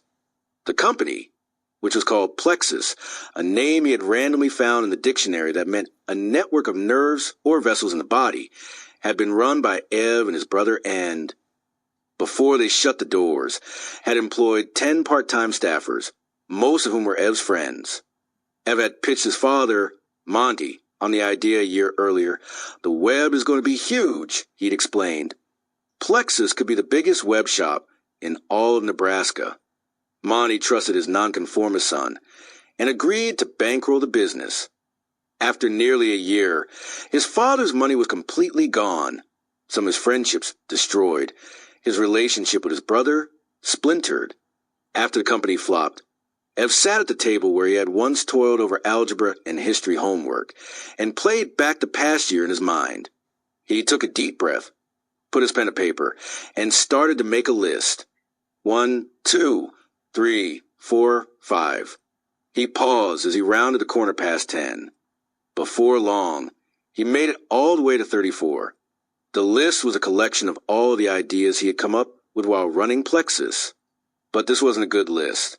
Instead, it was a collection of 34 abandoned hatchlings, 34 concurrent projects he had started and never finished. He knew the company hadn't failed because it didn't have enough work. Quite the opposite. It had cracked because each week Ed would come in and announce to his friends and employees that he had a new idea, a new project, a new focus. When Plexus had finally focused on a single project, Ev couldn't make a final decision about when to release it. He had been like a geologist searching for oil and changing the drill site before his workers had even cleared the ground to start digging. Eventually, the projects had piled up and fallen under their own weight. The feeling of guilt from squandering his father's money, savings that had been slowly collected by toiling in fields and irrigating crops, added to the defeat. In that moment, looking at the list, he made two promises to himself. First, he would repay his father. Second, if he ever had an opportunity to run another company, he would never lose focus like that again. He would always make a firm decision and stick to it. The former would eventually happen, and Ev paid his dad back with interest and much more. The latter wasn't as easy to solve. Coming up with ideas was what made Ev Ev. Ev was doing his best to avoid this at Twitter in 2009 and focused on helping the company navigate the unrelenting attention it had been receiving for its role in everything from America to Iran, Oprah to Obama, businesses to protests. He was also overseeing the latest round of funding, which would put Twitter in an entirely new league. Although Ev had originally set out to raise $50 million in venture money for the company's fourth round, there was so much interest in Twitter that he would end up raising $100 million, with New York-based Insight Venture Partners leading the round, which valued the company, for the first time, at $1 billion. But Twitter's revenue was still stuck at that same number from 3 years earlier, 0. Now, as with Plexus, Ev's hesitation when making final decisions was starting to slow Twitter's business growth. Earlier in 2009, at Fenton's urging, the board had encouraged Ev to adopt a CEO mentor to help him manage these decisions better. Fenton had pitched the idea of bringing in Bill Campbell, a legendary CEO coach, who had mentored Steve Jobs and a long list of other titans. But to his surprise, both Ev and Campbell said no. Twitter? Not interested, Campbell told Fenton. I don't need a CEO coach, asserted Ev. But Fenton wasn't the type of person who understood the word no. He called Campbell every few days and shared news snippets about the company with him. One weekend, Campbell set out on a fishing trip with some bigwig friends. Among the people on the boat was a friend's technology-savvy son. And instead of reeling in trout, the friend's boy spent the entire trip using Twitter. Campbell returned to Silicon Valley realizing that there was more to the Twitter story than he had first thought, and he told Fenton he would take Ev on. Campbell is the real deal, Fenton explained to Ev, trying to convince him to meet with a mentor. He's coached Eric Schmidt, Larry and Sergey, and Steve Jobs. He's a fucking legend. Ev finally agreed to the meeting. Campbell was an institution in Silicon Valley. A former Ivy League football player, he was nicknamed the coach by those who knew him. Although he was in his late 60s, he still carried around a bulky physique. His hairstyle, which hadn't changed in decades, parted on the left and drifted across his scalp like choppy white water. As the first meeting approached, Ev, now 37 years old, was excited about what he might be able to learn from the man, the legend, the coach. He sat on a couch in Campbell's office, one hand firmly gripping his notepad and the other grasping a pen, ready to jot down Campbell's advice. Fenton watched the two of them with excitement. Campbell leaned back in his chair and began his role, coaching. He ranted, raved, and yelled, throwing out one-liners as if he were telling Ev to rush a ball into an end zone. And he cursed, like a hammer striking metal. The word fuck was used in place of the period at the end of each sentence. Fuck this. Fuck that. Fuck. Fuck. Fuck. When it was Ev's turn to talk, he asked his first question. What's the worst thing I can do as CEO to fuck the company up? Without skipping a beat, Campbell responded, hire your fucking friends. He went into a 10-minute tirade about friends and business and how they don't mix. Ev scribbled in his notepad. Ev was smitten with Campbell. They shook hands and agreed to start meeting once a week. Fenton was elated. This is going to be great. Campbell said as he slapped Ev on the back. Just fucking great. One of the reasons Fenton and the board had been pushing for Ev to see a CEO mentor was Ev's insistence on hiring his friends at Twitter. Ev didn't see this as a problem. Most of his friends were the few people he could relate to about technology, and they had often fit perfectly into the companies he had started over the years. He also saw his success as a lot of hard work and a little bit of luck, and he wanted to give the people he knew the opportunity to be a part of it. He had hired his sister, a chef, to run the kitchens at Twitter. His wife, Sarah, had been hired to help design the new Twitter offices. Numerous friends from Google were employed working on engineering and design at Twitter. Ev also reasoned that his friends would never betray him. While Ev was willing to hear Campbell's advice, he still had one last buddy to hire, his good friend Dick Costello, whom he had met at Google a few years earlier. In 2009, Dick was 45 years old and lived in Chicago with his wife, Lauren, and their 2 young children. Although he wasn't as young and hip as most tech founders, he was well known in the tech scene and had become close friends with Ev. Dick had grown up near Detroit and studied computer science at the University of Michigan. During the first semester of his senior year, he decided to take an acting class to fill one of his open classes, figuring that acting wouldn't require much additional homework. This way, Dick reasoned, he could spend his evenings focused on his computer science assignments. Yet after the first thespian session, he was hooked, and he signed up for another acting class the second semester. Before he knew it, he started ignoring his computer science assignments and instead spent his evenings on a small stage near campus performing stand-up comedy. Although he graduated with a number of job offers from big tech companies, Dick instead chose to pursue his new and improved dream of becoming a world-famous actor, comedian, or both. He packed his bags and set out to Chicago to join the Second City sketch comedy and improv troupe in hopes of eventually making it on Saturday Night Live or getting his own TV show. It didn't work out that way. Although Dick was a talented comedian, he found himself doing improv shows at night and working in a crate and barrel, wrapping flatware and selling place settings during the day to pay the bills. Eventually, this wore thin, and in the early 1990s, he decided it was time to put his computer science degree to work and took a job at Anderson Consulting to subsidize his comedy career. On numerous occasions, he walked into work and explained to his bosses that there was this new thing they should all be paying attention to called the World Wide Web. But his superiors laughed it off, thinking it was just another Dick Costello joke. He eventually grew tired of the corporate atmosphere and quit. Rather than return to comedy, he corralled a small group of co-workers, and they started their own consulting firm called Burning Door Network Media, which specialized in building and managing web-based projects. Before long, he was creating and selling companies, 3 in all, and making millions of dollars in the process.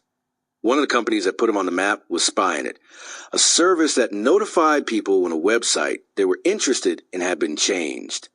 Finally, in 2007, Dick hit the jackpot when he sold a company called FeedBurner, which helped bloggers syndicate their blog posts, to Google for more than $100 million. Along the way, he met Ev, and the two became close friends. In 2009, after running into Dick at a party in San Francisco, Ev asked if he would be interested in managing the Twitter employees, while Ev went on 2 weeks paternity leave with his first child.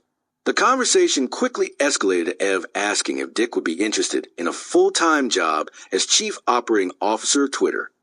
Until then, no one had held the role, but Fenton and the rest of the board had been pressing Ev to hire someone. At first, Bidgen and Fenton were not interested in hiring Dick, noting that he was just another friend of Ev's. "I hate to be a stick in the mud," Fenton wrote in an email, "but hiring the wrong COO could create a level of chaos when it's not clean." Bidgen agreed, questioning whether they should go outside to fill the role rather than hire another of Ev's friends. Still, Ev didn't give up. "We've been friends for a couple years, and I think he'd be a great compliment to myself and the team," Ev told the board in an email. "I have a high degree of trust with Dick that I wouldn't have bringing in an outsider, no matter what their experience." For Dick, the prospect of being Twitter COO was a redux of the opportunities he had missed by pursuing his improv career instead of taking a job at a big tech firm after college. Twitter was changing the world, and Dick wanted to be a part of it. Here was his chance to be back on the stage, a global stage. After he underwent extensive interviews with Biz, Goldman, Bidgen, Fred, and Fenton, the Twitter board agreed to hire him, although Ev didn't leave them much of a choice. In contrast to his inability to make smaller decisions, when Ev made up his mind about something big, it was going to happen. As he had been the time, he had driven to Florida to get a job with the advertising guru. Ev was determined Twitter would hire Dick. In early September 2009, the day before Dick arrived for his first day at Twitter, he thumbed his first tweet as an employee of the company. It was a joke that made people laugh, including Ev, but it would later haunt Dick. First full day as Twitter COO tomorrow, he wrote. Task number 1, undermine CO, consolidate power. Jack's gone rogue. We need to talk, Biz said to Ev. Jack's gone rogue. What do you mean he's gone rogue? Ev asked, laughing. Biz turned his laptop around and slid it across the table, so Ev could see. Jesus, Ev said, shaking his head with disbelief as he started reading. Again? As 2010 began, here was another article about Jack, touting him as the founder, inventor, architect, and creator behind Twitter, another article that made Jack seem like the only employee at the company, even though there were now nearly 100 people toiling away on the site. Jack not among them. It had been growing worse by the day. Since Jack had been pushed out, he had taken on almost any press asked of him. Blogs, newspapers, TV, magazines, public talks. Yes, yes, yes, and yes. He would do them all. Even Biz, who rarely got upset, was starting to grow more impatient with Jack's media junkets. Not only was he taking on press, but he was also failing to mention anyone else's involvement in the creation of Twitter. What's more, Biz was increasingly upset that Jack was giving interviews about moral issues related to Twitter. Biz had always been clear that Twitter employees and executives should not take on interviews where Twitter was being cast as a catalyst in a social issue. Discussing how Twitter was being used as a tool for war, politics, or major news events was strictly off limits for anyone who worked for or with the company. I don't want it to seem like we're taking a side in anything, Biz often said. Jack believed this rule didn't apply to him, and when he did talk about these issues, he often got them wrong. During a taped interview with the famous artist and protester Ai Weiwei about digital activism in China, Jack was asked about Twitter's stance on trying to open the service in China. With no knowledge of Chinese politics, he fumbled and appeared unaware that Twitter had been blocked in the communist country. At the time, Ev asked Sean Garrett, who had been hired as a director of communications to help with the unrelenting Twitter media onslaught, to talk to Jack and give him some media tips. If he's going to go out and do this press, he should at least know what he's talking about, Ev said. Publicly, Jack couldn't explain some of the decisions that were taking place inside the company, and even if he could, he often didn't agree with them. He was convinced that Ev was too focused on the web and not paying enough attention to the mobile aspect of the service. And he completely disagreed with a major alteration Ev made in early November 2009, one of the biggest of the website since Jack's departure. Ev had finally changed the question in the Twitter box, from Jack's "what are you doing" to "what's happening," which he believed gave Twitter more of a blog-like feel. It was a win by Ev in the debates between the two founders in the early days. With Jack saying that Twitter was about your status, Ev's touting it as being about the status of the events taking place around you. Twitter was originally conceived as a mobile status update service, an easy way to keep in touch with people in your life by sending and receiving short, frequent answers to one question. What are you doing? Ev and Biz wrote in a blog post on Twitter's website. Sure, someone in San Francisco may be answering, "What are you doing?" with "enjoy an excellent cup of coffee" at this very moment. However, a bird's eye view of Twitter reveals that it's not exclusively about these personal musings. Between those cups of coffee, people are witnessing accidents, organizing events, sharing links, breaking news. They added, "What are you doing?" isn't the right question anymore. Starting today, we've shortened it by 2 characters. Twitter now asks, "What's happening?" We don't expect this to change how anyone uses Twitter, but maybe it'll make it easier to explain to your dad. Jack, of course, did not agree with the change. In interviews, he continued to talk about status as the basis for a tweet. Internally at Twitter, it was obvious that Ev was in charge of the company. Externally, some people believed Jack was running it from his chairman role. The media didn't know the difference, as news segments touting Jack as the brains behind the operation made clear. One, in late 2009 by CBS, was titled "The Twitter Mastermind." The segment began with the CBS anchor talking about the company. Wall Street recently put a value on the social network Twitter at $1 billion. Even though the company is yet to make a dime, the anchor said. Then, as the screen flashed to a portrait of Jack, he noted Jack Dorsey was only 29 years old when he invented Twitter, and now at 32, it's clear he's helped change the way we communicate. The video, which included a walk-along interview with Jack, never mentioned Ev's, Biz's, or Noah's involvement. Dorsey had become a superstar, the CBS host said. He was honored last month at his hometown of St. Louis, where he spoke at Webster University. He got the key to the city from the mayor and threw out the first pitch at the St. Louis Cardinals game. When Ev heard about the report, he just shook his head. Each morning, the Twitter employees would come into the office to find more press about Jack, articles, talks, and interviews from all over the planet. From the big, including the Los Angeles Times, New York Times, and Wall Street Journal, to tech-only outlets like GigaOM, TechCrunch, and Mashable, and then the esoteric like Ask Men, Alive magazine, as well as a number of speeches. Later, Jack even gave a public talk at a New Jersey elementary school. As Jack stacked a press like a Hollywood star on a movie junket, people who worked at Twitter were growing increasingly annoyed and in some instances embarrassed.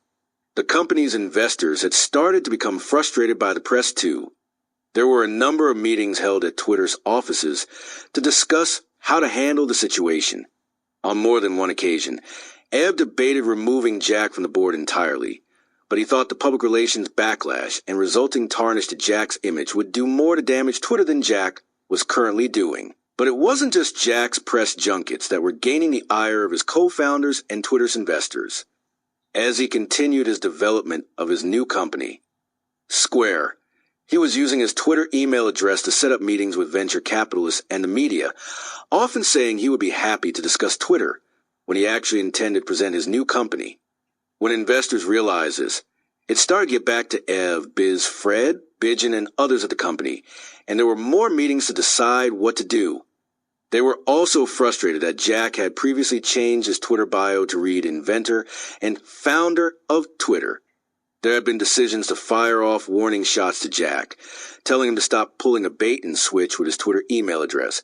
But as it continued, senior executives, especially Ev, decided enough was enough. In an internal meeting, Ev, Dick Amack, Sean Garrett, and others decided it was time to shut down Jack's Twitter email address. That afternoon, Jack's phone rang. It was Amack, who explained that they were going to disable Jack's email address because he was using it for things that could damage the image of the company. He walked Jack through a number of legal and business implications at play. Jack was enraged, calling Biz and others to try to stop the eradication of his email. Then his phone rang again. This time it was Dick, who was not a fan of Jack's at the time. He explained that Jack going on all of these press tours and using his Twitter email to set up meetings for his new company was becoming detrimental to Twitter's public image, and, possibly more important, detrimental to another aspect of Twitter that had finally and miraculously improved. For the first time in the company's history, a number that had been at zero since day one had started to grow: revenue. In December 2009, Dick had been instrumental in striking a deal with Google and Bing to make the nearly 40 million tweets being sent across the site each day viewable on their respective search engines. In exchange, Google had agreed to pay $15 million to Twitter. Microsoft would hand over $10 million. Twitter would collect $25 million total. Jack was furious that his email address was being taken from him and demanded that they reactivate it at once. It was too late. Jack at Twitter.com was gone. A bounce back, and there was nothing Jack could do about it. They took my fucking email address away, he complained to Fenton, then his only ally on the board. Fenton was furious too. We're going to fix this, Jack, Fenton told him. Once again, an attempt to mute Jack was about to backfire on Ev. Jack, together with Fenton, started to hatch a plan that would get much more than just Jack's email address back. One that would see Jack return to Twitter. Steve Jobs 2.0. To most people, it was just like any other tweet sent late in the evening on September 9th, 2009, listening to the Beatles. The next one, in early December, also just flittered by, listening to the Beatles, and working. Then 3 more tweets referencing the English rock band came in January 2010, listening to the Beatles and working through my email for during the month of March, working in the office and listening to the Beatles, and so on. No one noticed them as they bobbed in the Twitter stream, lost amid tens of millions of other updates.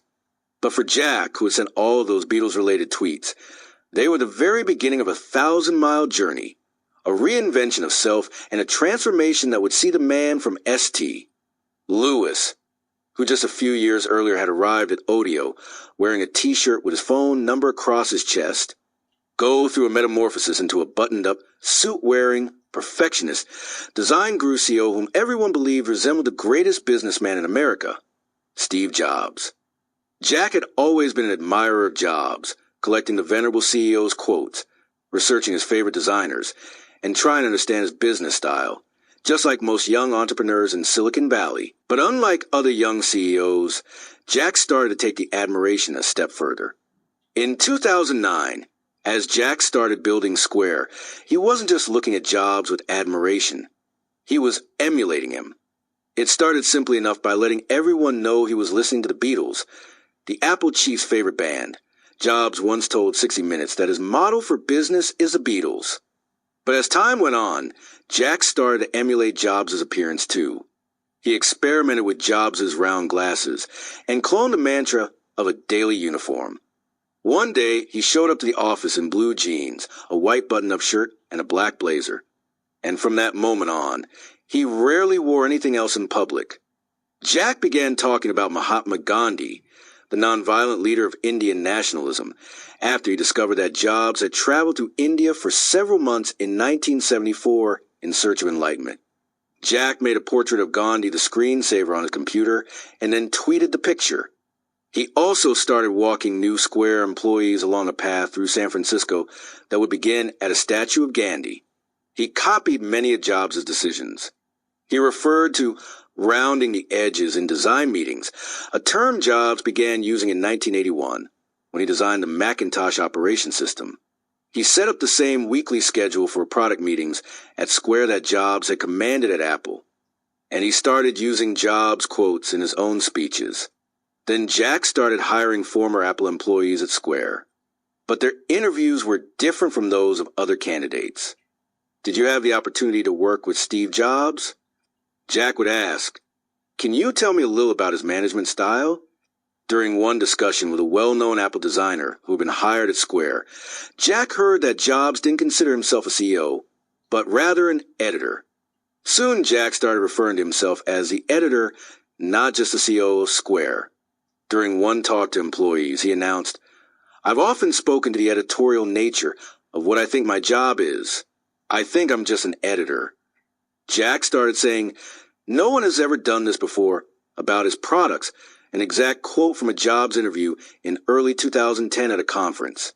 Jack then adopted Jobs' terms to describe new Square features, words like magical, surprise, and delightful, all of which Jobs had used on stage at Apple events. Before long, like someone undergoing minor plastic surgeries until he resembles his idol, Jack no longer looked and acted like Jack Dorsey. He began acting like the second coming of Steve Jobs. The Beatles, the Gandhi references, the editor title, the design ethos, the daily uniform, and the quotes all contributed to what happened next. The tech blogs, now believing that Jack had founded and built Twitter on his own. They did come up with the idea when he was just a child, which Jack insinuated to dozens of media outlets, and that he possessed the same principles as Jobs in both design and management, started asking, "Is Jack Dorsey the next Steve Jobs?" It wasn't a grand master plan by Jack to copy Jobs. Rather, it was dozens of little plans that added up to a recreation. In many respects, it was Steve Jobs who helped create Jack Dorsey. Jobs was notorious for denying access to reporters. He had trained the media to behave exactly how he wanted them to. When he spoke, they listened, which was his best magic trick of all. So when he took a leave from Apple after falling ill in 2009, the media went in search of the next Steve Jobs.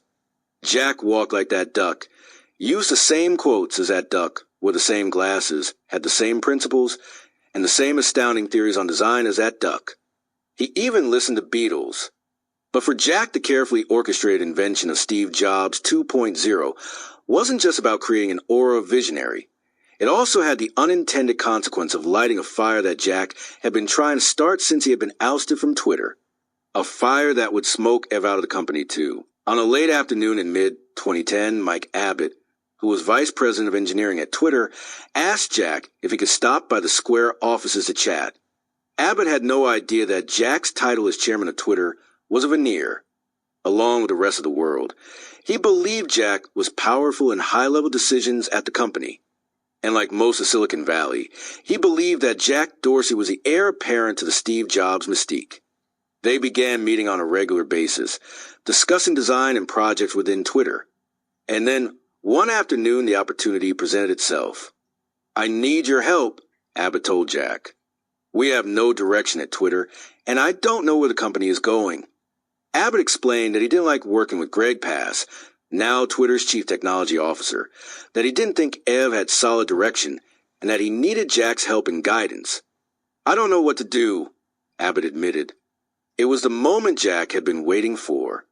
Fenton had always been on Team Jack, but the other board members, specifically Fred and Bidgen, were still very wary of Jack, believing that he had almost sunk Twitter with his inability to lead in the early days of the company. Now a senior executive at Twitter was asking Jack for help. Like Jobs, Jack understood that he could whisper in one person's ear, and those murmurs would turn into shouts somewhere else. So Jack began speaking softly. "I consider the vice president to be the equivalent to the CEO. And if you've spoken to Ev and it's not going anywhere, you need to go to the board." Jack told Abbott, "Talk to Fenton, talk to Bidgen, to Fred, whoever, about your concerns. Talk to the other senior execs." Abbott did just that, calling the board to raise his concerns about Ev and Goldman, and voice his fears that the company wasn't heading simply in the wrong direction, but in no direction at all. Abbott started telling other vice presidents at Twitter to meet with Jack too. The whispers eventually made it to Ollie Rogany, who had been hired as the chief financial officer at Twitter, and was also frustrated by Ev's slow decision-making.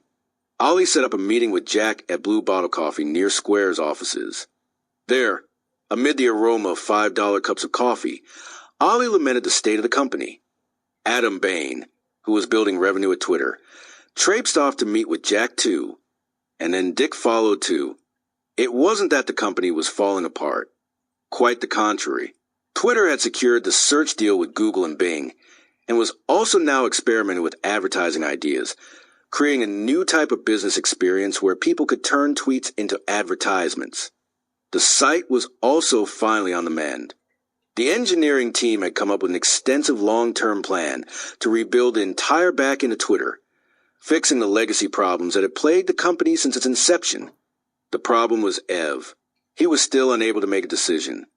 He communicated infrequently with the board and senior staff. Some, like Mike Abbott, took it personally when they were not included in high-level conversations and decisions. Ev was running a company that even the most experienced executive would have struggled to manage. What had been small problems at a tiny startup like Audio were big problems in a company that had grown as quickly as Twitter. Those big problems, when shown the board under Jack's magnifying glass, would prove to be fateful for Ev. At the time, Ev had set out to completely redesign Twitter, giving it a much-needed facelift. He recruited his most trusted employees and set up what they nicknamed the War Room in one of the conference rooms to brainstorm ideas. Each day, Ev huddled up with his small group of designers and programmers, with pictures and inspirations hung all over the wall, redesigning the site. Ev buried his head in Twitter's redesign, ignoring most of the daily chores of CEO. And across town, just a few blocks from the Twitter offices, Jack was offering friendly advice to the people not involved in the project. "You should talk to the board. You should talk to Fenton. Tell Fred, Bidgen. Tell them all that Ev isn't doing a good job. Tell them your fears for the future of Twitter." Jack even ensured that some people voiced their concerns to Campbell, Ev's coach. Although it was not normal for a CEO coach to come to board meetings, Campbell would often arrive unannounced at Twitter board meetings and insert himself into the goings-on of the company. People were confused by the spectacle, but given that he was not a normal CEO coach, they simply stood back and watched. With the whispers now entering Campbell's ear, he too was starting to voice concerns about whether Ev was the right CEO for the job.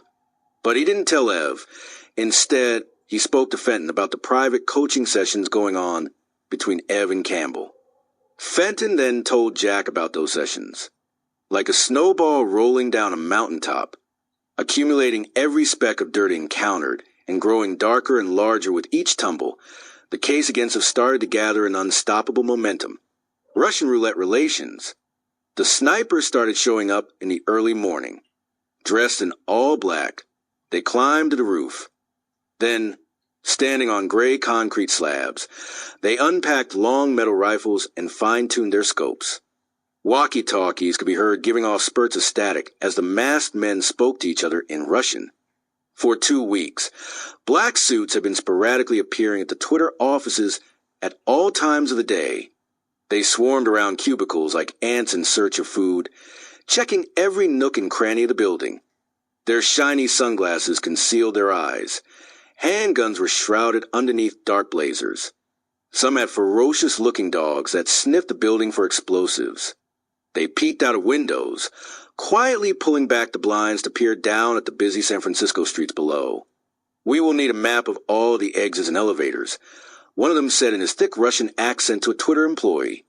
"The elevators would need to be shut down for the visit.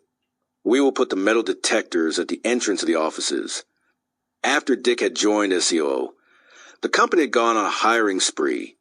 By late 2009, Twitter had grown its workforce from 30 to almost 120 employees, including freelance contractors. So in November that year, the company moved into a new office at 795 Folsom Street, occupying the 6th floor of a large beige building that had been the home of several startups. By June 2010, that office housed almost 200 employees. At a recent Twitter conference called Chirp, which was organized by the company, Ev had announced that more than 100 million people had signed up for Twitter and 300,000 new people were joining the site each day. Ryan Sarver, who ran the company's third-party tools, told the audience that 100,000 applications were on Twitter too. Those apps, he said, were interacting with the site 3 billion times a day. The cherry on top of these Twitter numbers had also started to scare Google. People were now searching Twitter 600,000 times a day. Sarah had been recruited to redesign the new office space. The funky look featured a large red shape light that hung above a blue, modern couch, lots of bird-related stickers, and hip designer accents like 3 wooden deer heads. There was even a DJ booth in the company's dining room. Increasingly, government officials had been making the rounds at Twitter. John McCain had come in on a weekend, taking a tour of the office and meeting with executives to understand more about Twitter's role in government and how to use it to not lose elections. Gavin Newsom, then mayor of San Francisco, had started showing up on a regular basis, coming for town hall discussions and meetings with Ev. And Arnold Schwarzenegger had stopped by for a web chat. But June 23, 2010 was different. Dmitry Medvedev, the president of Russia, would be arriving at Twitter's headquarters to take a tour of the office and, as he put it, to see with his own eyes the hottest startup in Silicon Valley. He also planned to send his first tweet. It was a stark example of how the world stage was changing. On previous visits to the United States, leaders of other nations would meet with newspaper and magazine editors. Now, rather than fly into New York City and make the rounds at Esquire, Time, or Newsweek, officials were dropping into Silicon Valley to see the companies that were changing the way the world communicated. Twitter would be the first part of a 3-day trip to the United States by President Medvedev to bolster relations between America and Russia. He planned to stop by the Valley for a few meetings, including one with Steve Jobs. Medvedev's hope was that he could explore how to build a Silicon Valley equivalent in Russia. Then, after meeting with the nerds, he would be off to Washington to meet the suits. First President Barack Obama, then Secretary of State Hillary Clinton, Vice President Joe Biden, and other high-level U.S. generals and economic advisors to discuss national security issues, counterterrorism efforts, nuclear treaties, and the global economic crisis. But first, before anything, Medvedev had something more important to do. He had to tweet. There was, however, one slight problem. For the past few months, Twitter had been drawing more attention than ever before. The office had become grand central for celebrities, who often arrived unannounced, then proudly tweeted their locale for all to see. Visiting the company's offices had become a pilgrimage. As a result, Twitter's every breath was being picked up by press outlets from San Francisco to the Vatican. There was barely a publication on Earth that hadn't mentioned Twitter. Just a couple of weeks before the Russian president had announced he was stopping by the company for a visit, Twitter had been the cover story in Time magazine. The article had been titled, "How Twitter Will Change the Way We Live." Stephen Johnson, the best-selling book author who wrote the piece of Time, used the cover story to put to rest a common misconception that Twitter was only a place to tell all of your friends your favorite choice of breakfast cereal. Rather, Johnson noted, as millions of devotees have discovered, Twitter turns out to have unsuspected depth. Partially thanks to the move from asking people to talk about their status to talk about what's happening, a pointing device instead of a communications channel.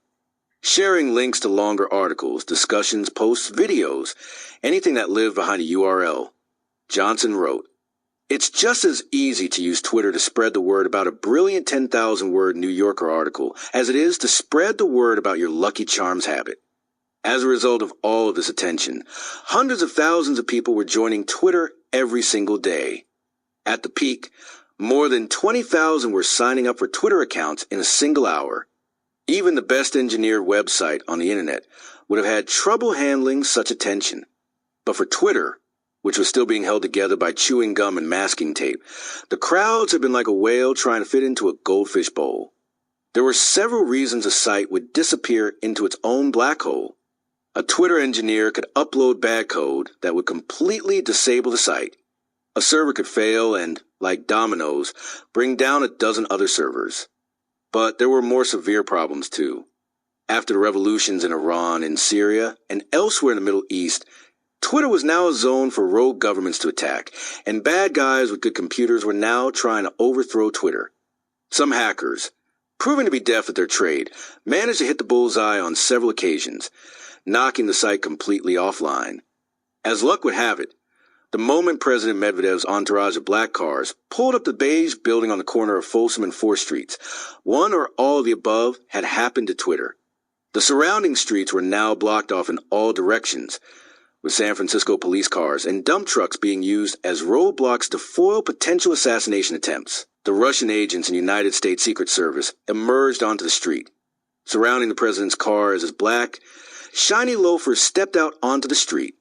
Ev paced upstairs. He had been nervous about the president's visit and had even dressed up for the occasion, wearing a beige button-down shirt and black blazer. Biz stood off to the side with Mayor Newsom, who was sipping from a Starbucks coffee cup, so large it looked as if it would last a week. "Nice of you to dress up," Ev had joked to Biz in the morning when he walked into the office. Biz was wearing disheveled sneakers, baggy, worn-in jeans, and a zip-up cargo jacket. He looked as if he had just run to the deli to pick up a carton of milk, not come to meet the president of Russia and an entourage of global press. Goldman, the vice president of product, was situated on the 3rd floor with the engineering team. As one of the most senior people at the company, he had agreed to manage any problems that arose while the president sent his first tweet. Out on the street, President Medvedev looked up at the building as he was directed inside by a security detail. He walked past the Subway sandwich shop to his right, through the open glass doors, and across the marble-floored lobby and into the elevator. He didn't need to wait for an elevator, because for the next several hours the only person who would be able to enter or leave the building or travel between floors would be him. Goldman stood like a general surveying the team of engineers who were watching over the site. As the president slowly rose to the building past the 3rd floor, an engineer looked up at Goldman and said 3 dreaded words: "The site's down." "What do you mean the fucking site is down?" Goldman asked. Like someone who had just fallen into a pool of icy water, he went numb. He started to mentally envision the worst-case scenarios. There had been meetings over the previous few weeks with the White House, the State Department, the San Francisco mayor's office, Governor Arnold Schwarzenegger's office, and the Russian embassy to play through the meticulously planned visit. The plan. After the Russian president sent his first tweet, the White House would retweet it. Barack Obama would reply, congratulate him on his tweet, as would the mayor and governor, all welcoming the Russian president to Twitter and to the United States. But that wasn't going to happen without a website. Worse, as Goldman was confined to the third floor until the president left the building, he couldn't run up and tell Ev and Biz. He tried to text them both, but without knowing what was going on 3 floors above, Goldman didn't know whether the president was there or if they could see their cell phones. As the elevator door opened to the 6th floor, the president emerged, shaking Mayor Newsom's hand. He was then introduced to Ev, Biz, and Dick. As Biz reached out to shake Medvedev's hand, his phone vibrated in his pocket. It was a message from Goldman, explaining the situation and urging Biz to do everything in his power to delay the first tweet. Biz showed his phone to Ev, who peered at the screen with a fake smile. "Shall we?" Mayor Newsom said as he led them down the hallway. Biz tried to delay, walking as slowly as possible as everyone went ahead. At one point, a public relations employee who had found out the site was offline tapped Dick on the shoulder and said the same words that he had read from Goldman. "The site's down." Dick turned with a look of confusion and shock. "Like, totally down?" he asked as his eyes widened. Biz continued walking glacially, trying to come up with any excuse to delay the group from tweeting. "Oh, we should show him the electric bike," Biz said as they zigzagged like lost drunks through the office. Twitter employees stood to the side as the group made its way through the cubicles.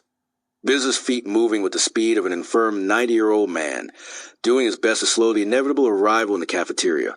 When the first tweet was scheduled to leave American soil, they continued strolling, slowly, very, very slowly. They walked past some of the artwork Ev and Sarah had chosen for the office, at one point catching a glimpse of one of his favorite pieces of art, which sat in a black frame and, in a bit of irony, was hung upside down. It read, "Let's make better mistakes tomorrow." Ev loved that poster. He had tweeted about it when it first arrived in mid-December, late on a Thursday afternoon, showing off a picture to his Twitter faithful with the title news sign at Twitter HQ. But with the site down and the Russian president just a few feet away from the cafeteria, they could do without today's mistake.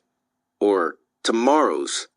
Goldman dripped with sweat as he paced behind the engineers, who were doing everything they could to get the site back up, frantically talking to servers and code consoles.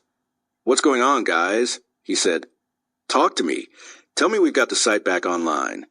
The engineers were trying every trick in the book, trying desperately to figure out what was wrong. Upstairs, Biz and Ed were unable to hold off the president any longer. They walked into the cafeteria, unsure what they'd find on the computer. It all happened in slow motion, the pops of flashes from the media in tow as the president approached the podium, his fingers reaching out to touch the keys of a laptop set up for the first tweet. Ev looked over at Biz, who had no idea what was going to happen. Would the site work? Would this be the biggest embarrassment possible for the company? A media storm from San Francisco to St. Petersburg calling Twitter and American technology a joke? Then the gods intervened. "We're back!" An engineer yelled as he leaned back in his chair, looking at Goldman. A sigh of relief enveloped the room. "Hello, everyone." Medvedev typed slowly in Russian into the Mac computer at the podium. "I'm on Twitter, and this is my first tweet." Ev had a microphone in his hand, narrating to the employees and the media what was happening. As Medvedev pressed send, he looked up the projector in front of him and smiled. The president then gave a thumbs up with his left hand, beaming like a child who would just figure out a complicated puzzle. Biz, who was standing behind them both with his hands cupped in his jeans pockets, smiled as the screen's reflection glimmered on his glasses.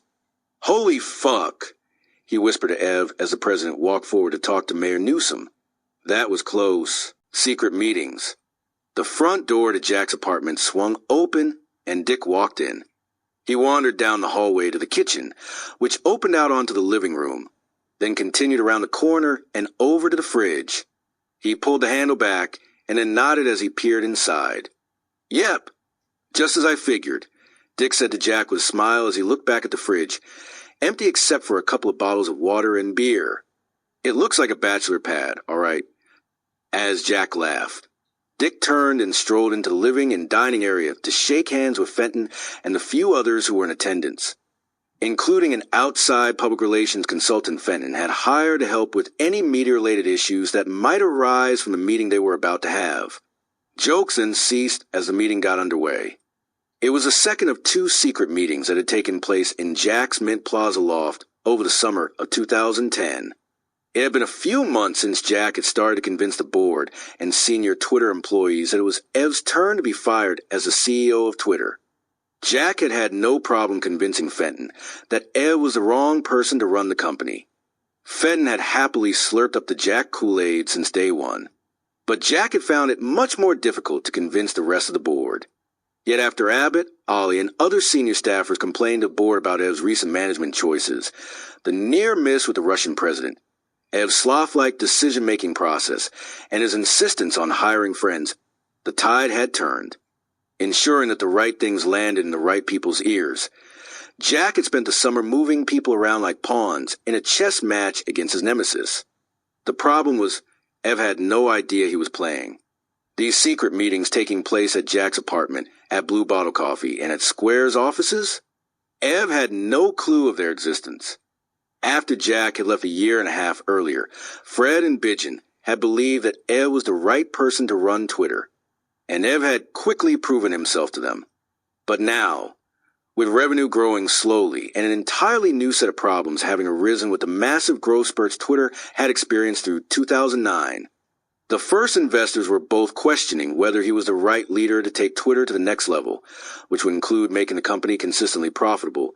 Then, if all went according to plan, taking Twitter public. Their fears had been heightened when Jack had indirectly whispered in their ears that they could lose hundreds of millions of dollars in investment money, with Ev at the helm. Of course, Ev didn't have a chance to assuage anyone's fears. As far as he knew, everything was just fine at Twitter. He held his weekly meetings with Campbell, receiving his boisterous pep talk. "You're doing a fucking great job," Campbell would bellow. At board meetings, Campbell would appear to listen to Ev's presentations on the state of the company.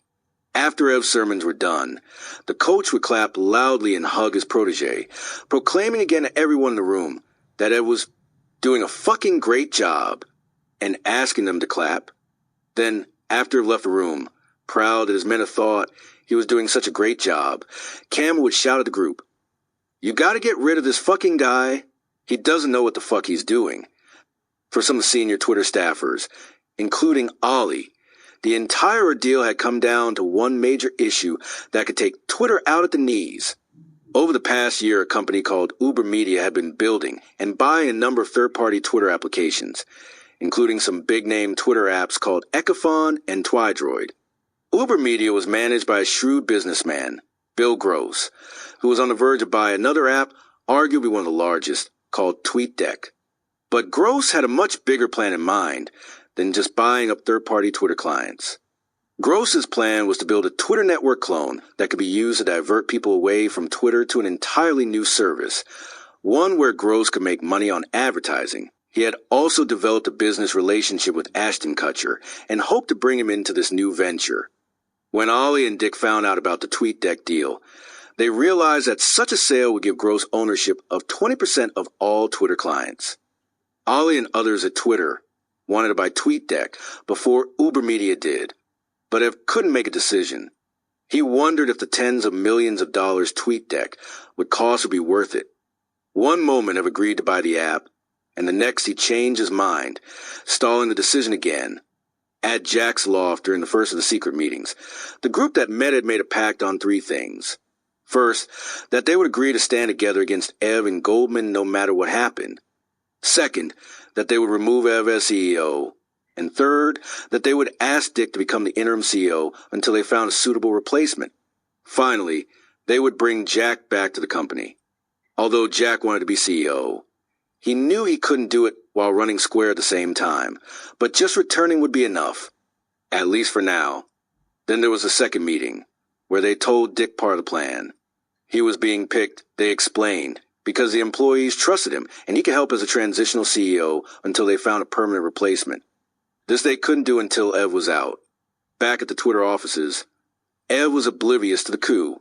He was brimming with pride about the latest Twitter numbers.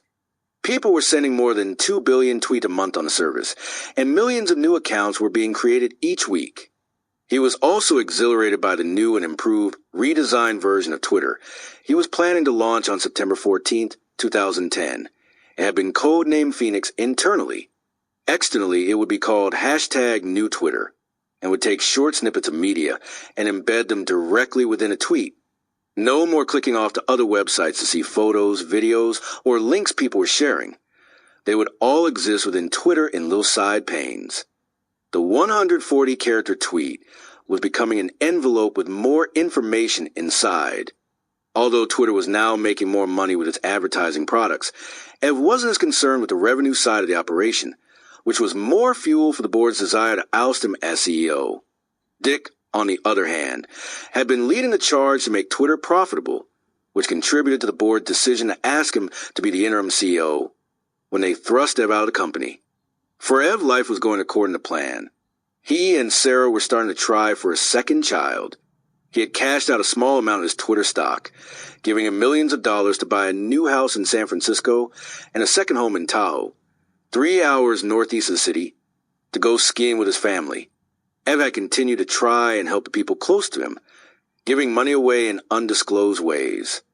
At a friend's art opening, he anonymously purchased the artist's work. He had also started to give vast sums away to charities, secretly donating hundreds of thousands of dollars, and taking care of his friends and family by paying off debts for those closest to him.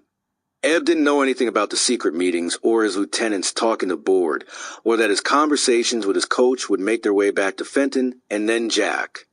As far as Ev knew, he was doing a great fucking job. The clown car in the gold mine. It was mid-September 2010. The sun shining brightly through the window as Ev stood in his office, scribbling Twitter-related ideas on his whiteboard. Outside his office door, rows of cubicles were pulsating with a quiet murmur of keyboard taps and mouse clicks. The street below bustled with cars floating by. He looked up to see Campbell filling the doorway like a linebacker. Ev smiled, happy to see the coach for their weekly session. Ev was in particularly good spirits. #NewTwitter was garnering good reviews from the tech critics. He was especially looking forward to a party plan that evening to help celebrate the employees' months of hard work. The New York Times was also working on a large Sunday business profile about him. The billionaire farm boy who helped invent Blogger and Twitter. The man behind 2 companies that had changed media and the way people communicate. But Campbell looked troubled. "Have a seat," he said solemnly to Ev. "This is going to be hard. We're going to have a hard conversation." Ev fell onto the couch, not sure what he was about to hear from Campbell. His mind started to race with possibilities. And then, like the thud of a bird flying into a clear glass window, Campbell told him, "The board wants you to step up to the chairman role." Ev was confused. "What do you mean?" "The board is going to make Dick CEO," Campbell said. "They want you to step down." At first, Ev thought Campbell was kidding around, and he laughed nervously. But Campbell wasn't joking. "You're being serious?" Ev asked, his heartbeat revving up. "I'm confused." What are you talking about?" he said, the smile now completely erased from his face. "I don't understand what you're talking about." Then Campbell said it again. "The board doesn't want you to be CEO. They want you to step down. They want you out." Campbell continued talking, rambling about the board's decision, about their belief that Ev wasn't the right person to run Twitter, that he took too long to make decisions, that he couldn't execute. "Look, these fucking guys, these fucking New York investors," Campbell said, trying to show he had nothing to do with the decision. As Ev started to grasp that what he was hearing was actually real, he interrupted Campbell. "Are you for this too?" Ev asked. "Do you agree with the board?" Campbell started hemming and hawing, looking away from Ev, unable to properly answer him. "And are you for it too?" Ev asked again in a fierce tone, his disbelief now turning to anger. Again Campbell dithered, cursing about the board, the investors. "These fucking guys," he said. Eventually, Ev had heard enough and asked Campbell to leave, so he could call the board and find out what was going on. He quickly started dialing. "Hey, I'm really sorry, man," Bidgen said. He sighed and told Ev that he thought he was a great CEO. "We want you to stay on in a product advisory role," Bidgen said. "We don't want you to leave the company. We think you're really valuable to Twitter." But, he explained, the company needed a new type of CEO who could focus on revenue and take Twitter public. Ev was stunned at what he was hearing. He hung up. He then called Fred Wilson, who was not remotely as friendly or apologetic as the others had been. Fred told him bluntly that he believed he had always been a terrible CEO, that he had no product sense. Fred said he hated the new website design, that it was the wrong direction for the company. "What the fuck are you talking about?" Ev said to Fred, his voice now shaking. "This is how VCs fuck up companies. Where is this coming from? Every time I ever gave a product presentation to the board, you were always like, 'Yeah, this is amazing, this is awesome.'" Ev said to Fred, "I know we weren't executing well, but..." He paused, lowering his voice, and solemnly stated, "I really don't know how you can do this to a founder of a company." "I never considered you a founder," Fred responded snidely, offended by Ev's slur against VCs. "Jack founded Twitter." Ev's eyes widened. "What the fuck are you talking about?" he said. "You fucking fired Jack. This is insane. This is fucking insane." "This is not a discussion," Fred said. It had been decided by the board. Ev was not going to be CEO anymore. Ev was infuriated. He had no idea whom to trust. How long ago had the board decided to fire him? Could they fire him? After all, Ev still owned the largest majority stake in Twitter and owned 2 voting board seats. Ev tried several times to reach Fenton, repeatedly hearing his voicemail rather than his voice. He wanted to talk to Goldman and Biz. Were they in on this too? Campbell, Fred, Bidgen, and Fenton all wanted him gone as CEO. That much was clear amid the fog of confusion. But what about his boys? Dick, his friend of many years, had to be a part of the coup if he was being made CEO. Ev reasoned. But not Goldman or Biz. Ev thought there was simply no way. Ev rushed out the door of his office and headed toward the 3rd floor. He kept his head down to avoid talking to employees. "You okay?" Goldman said as he walked up, a worried look on his face. Ev pointed to the rear conference room. As they went inside, Goldman closed the door behind them and sat at the table, looking up at his best friend and boss inquisitively. There were no windows, just dim lights shining down from the ceiling. Outside the room, hundreds of employees buzzed away. Ev leaned back against the wall and told Goldman what had just happened. It was immediately apparent that Goldman had not been in on the boardroom rebellion. "You're fucking kidding me," Goldman said in confusion. "What did they say?" Ev walked him through his conversation with Campbell. Then the phone calls with Fred and Bidgen, broadly explaining what each had said. Goldman was shocked. It was dark outside as the rain pelted Dick Costello's car relentlessly. He gripped the steering wheel with both hands, trying to concentrate on the dark road. He was exhausted after the long flight from Indianapolis, where he had been speaking at a conference about Twitter. A few more miles, he thought, and I'll be home, out of these wet clothes. He had crossed the Golden Gate Bridge and begun navigating the dark, winding roads that led to his home in Marin, when his phone rang.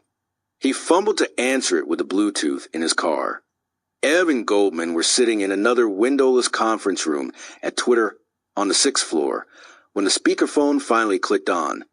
Dick speaking. They heard over the sound of buckets of water smacking the window and roof of the car. "What the fuck, Dick?" said Goldman. "So you're going behind Ev's back to be CEO of the company. I can't believe..." Dick cut him off. "What the fuck are you talking about? Who is going to be CEO?" Ev slowly leaned into the phone. "The board tried to fire me today and said they're putting you in charge to run the company," he said in a placid tone, then repeated. "They told me to step up to the chairman role and that you're taking over." "What the fuck are you talking about? That's news to me," Dick said, sounding as surprised as it had been when he had heard the same news from Campbell earlier in the day. Was anyone going to tell me? He joked, his deep laugh bouncing from his car into the Twitter conference room. You mean you didn't know about this? Goldman asked. No, Dick said, shocked. This is literally the first I've ever heard of it. This wasn't true, but it wasn't completely untrue either, although the board had asked Dick to become interim CEO earlier that summer. Dick had asked that they execute it in a tactful way and that they determine how to tell Ev, so it didn't seem that Dick was pushing him out of the company to take control, which he was not. That plan had vanished into a plume of smoke when Campbell had shown up in his office earlier that day and delivered the wrong speech. Campbell, who had known about Ev's approaching ousting for months, had suggested to the board that he tell Ev to step down, but he wasn't supposed to mention the Dick part of the equation. That was supposed to come later. Dick had been caught between ethics and business amid the ousting of his friend and boss, and he often found himself at a loss for what to do. He had assumed the board would handle it tactfully, but now it had all gone awry. As Dick drove through the dark along the wet road, he explained to Ev and Goldman that he was going to tell the board he wouldn't take the job without Ev's consent, and since that clearly wasn't being given, he wouldn't do it. As they hung up the phone, Goldman looked over at Ev and asked if he believed Dick. I have no idea, Ev said. I really have no fucking idea who to believe anymore. Over the following days, events started to play out exactly as they had with Jack 2 years earlier. Ev called Ted, Twitter's lawyer, who repeated almost verbatim the words he had said to Jack when he was fired. There isn't much you can do, he said. It comes down to a vote by the board. Then, reading from the next line in the script, Ted explained that he was sorry, that he really couldn't talk to Ev about it, because first and foremost, he was Twitter's lawyer.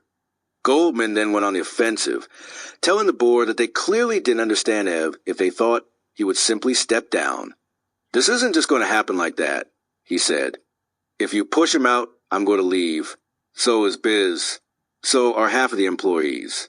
You're going to lose all of us. He was right. Most of the Twitter employees loved Ev. More than half would have gladly put their few digital belongings onto thumb drives and walked out with him if Ev had asked them to. He had gone to great efforts to be the best boss he could be, and he had been successful. But while he was adept at managing down, managing up and sideways to his senior staffers was an entirely different story. The conversation started to turn into a merry-go-round. Fuck this. Fuck that. Fuck you. Fenton came into the office to try to push things along. I told you to manage Campbell, Fenton told Ev as they talked in his office. I'm really sorry about this, but I told you to manage his ego. How the fuck is this up to Campbell? Ev asked, cursing repeatedly, his hands shaking with anger. Look, I totally acknowledge I'm not the best CEO, but you can't put Dick in as CEO. He's not a product guy. He's an operations guy. We'll sort the product stuff out later, Fenton told him. How? I don't know. We'll just figure it out. You'll be involved at a high level. Maybe Jack can come back and help out. And there it was, like a punch to the stomach. The word Jack hung in the air. Wait, what did you just say? Ev asked, his hands now still, his eyes hyper-focused on Fenton. You're going to bring Jack back? No. I don't know if Jack will come back. That isn't my decision. It will be the decision of the new CEO, Fenton said. Another few days went by, and there was a closed meeting of Campbell, Ev, and the rest of the board. Dick was sitting downstairs at his office, working away on daily operations. After talking to lawyers, Ev had realized he would indeed have to step down as CEO, but he also knew he could slow the transition and find the right replacement for Twitter. Should we hire someone outside the company, do a search for an executive, or should we just make Dick the CEO? Campbell, who had commandeered the meeting, asked Ev. Ev said Dick had done great work for the company, but he's not the right guy to be CEO. So, if he's not the right guy, should we let Dick go? Campbell asked Ev. Ev paused. If I step down as CEO, I will likely be taking Dick's role. So yes, we should let him go. Okay, Campbell said as he slapped the table, then stood up as people started beckoning him to stop. Shouldn't we talk about this? Fenton said frantically, No, guys, we're running a startup here. Campbell said as he stormed out of the room, leaving a shocked boardroom in his wake. Moments later, Campbell was sitting in Dick's office and telling him he was fired and needed to call the board and resign without severance. What are you talking about? Dick said, utterly and completely confused. Are you joking? 1 minute he was being told he was going to be the next CEO of Twitter. The next he was fired from the company. Dick sat, mouth agape, unsure what to do as Campbell walked out after his speech where he told Dick that they would find another company in the valley where he could become the CEO.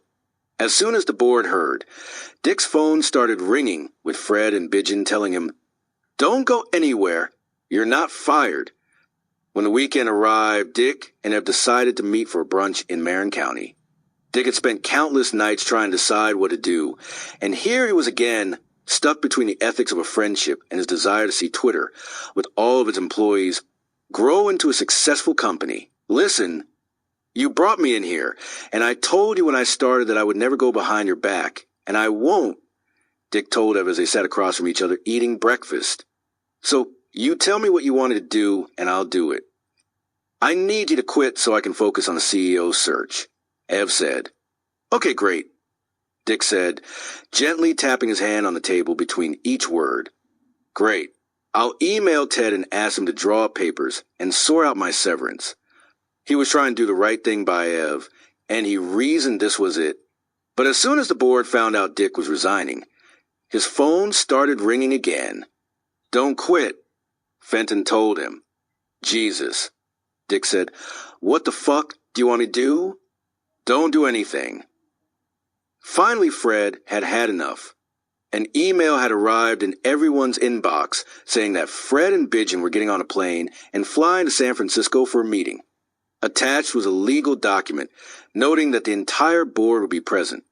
"Apologies for the formal notice, but I am told this is required," Fred said in the email.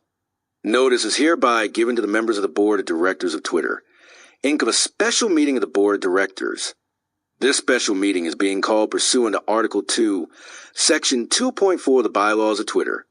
The special meeting will be held in person on Friday, October 1st, 2010 at 2 p.m. local time at the offices of Fenwick and West, 555 California Street, 12th floor, San Francisco, California." It was signed by Fenton, Bidgen, Fred, and Jack. Although Biz knew the gist of what was happening with Ev and the board, he didn't know the full extent of it, nor did he care to. He had never wanted a seat in Twitter's boardroom. Company warfare wasn't his thing. He preferred to build moral fences around corporate castles. But whether he liked it or not, he was about to become a foot soldier in the latest battle. As the legal letter went from Fred to board, Biz had set off to Japan for some press and meetings. The trip was going smoothly until one afternoon, while he was walking to the hallway of the Twitter office in Japan, his phone rang. He looked down, saw the name Jack Dorsey pop up, slid his finger across the screen, and lifted the phone to his ear. "Ev's out as CEO," Jack said without skipping a beat. "You have to come back, so we can tell the company tomorrow." Biz was standing in a hallway, Japanese Twitter employees milling by as he heard Jack talking. Hold on," Biz said as he peered from side to side, looking for a quiet place to talk without people overhearing him. He quickly opened the first door he saw and ducked inside, closing it behind him. "What are you talking about?" Biz said.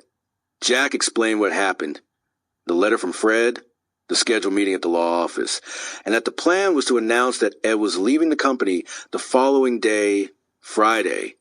"You can't do this without me," Biz said, looking around the room, which he now realized was a computer closet filled with racks of servers that were powering Twitter's Japanese office. Rivers of blue Ethernet wires crisscrossed the floors and walls. "I know we can't. That's why you need to come back now. You need to get back here by tomorrow," Jack said. "Just get on a private jet and get back here." "I can't get a fucking private jet from Japan," Biz said, also noting that he had an important press conference to attend. That'd cost like $1 billion. "Cancel the conference and get a private jet," Jack said. "The company will pay for it." "Let me think for a second," Biz said. He paused for a moment in the closet, the server lights blinking around him, the fans whirring. He knew if Jack was calling, it was real, and Ed was going to be forced out of the company the next day. But this was one of those rare moments when Biz could stall the events about to happen.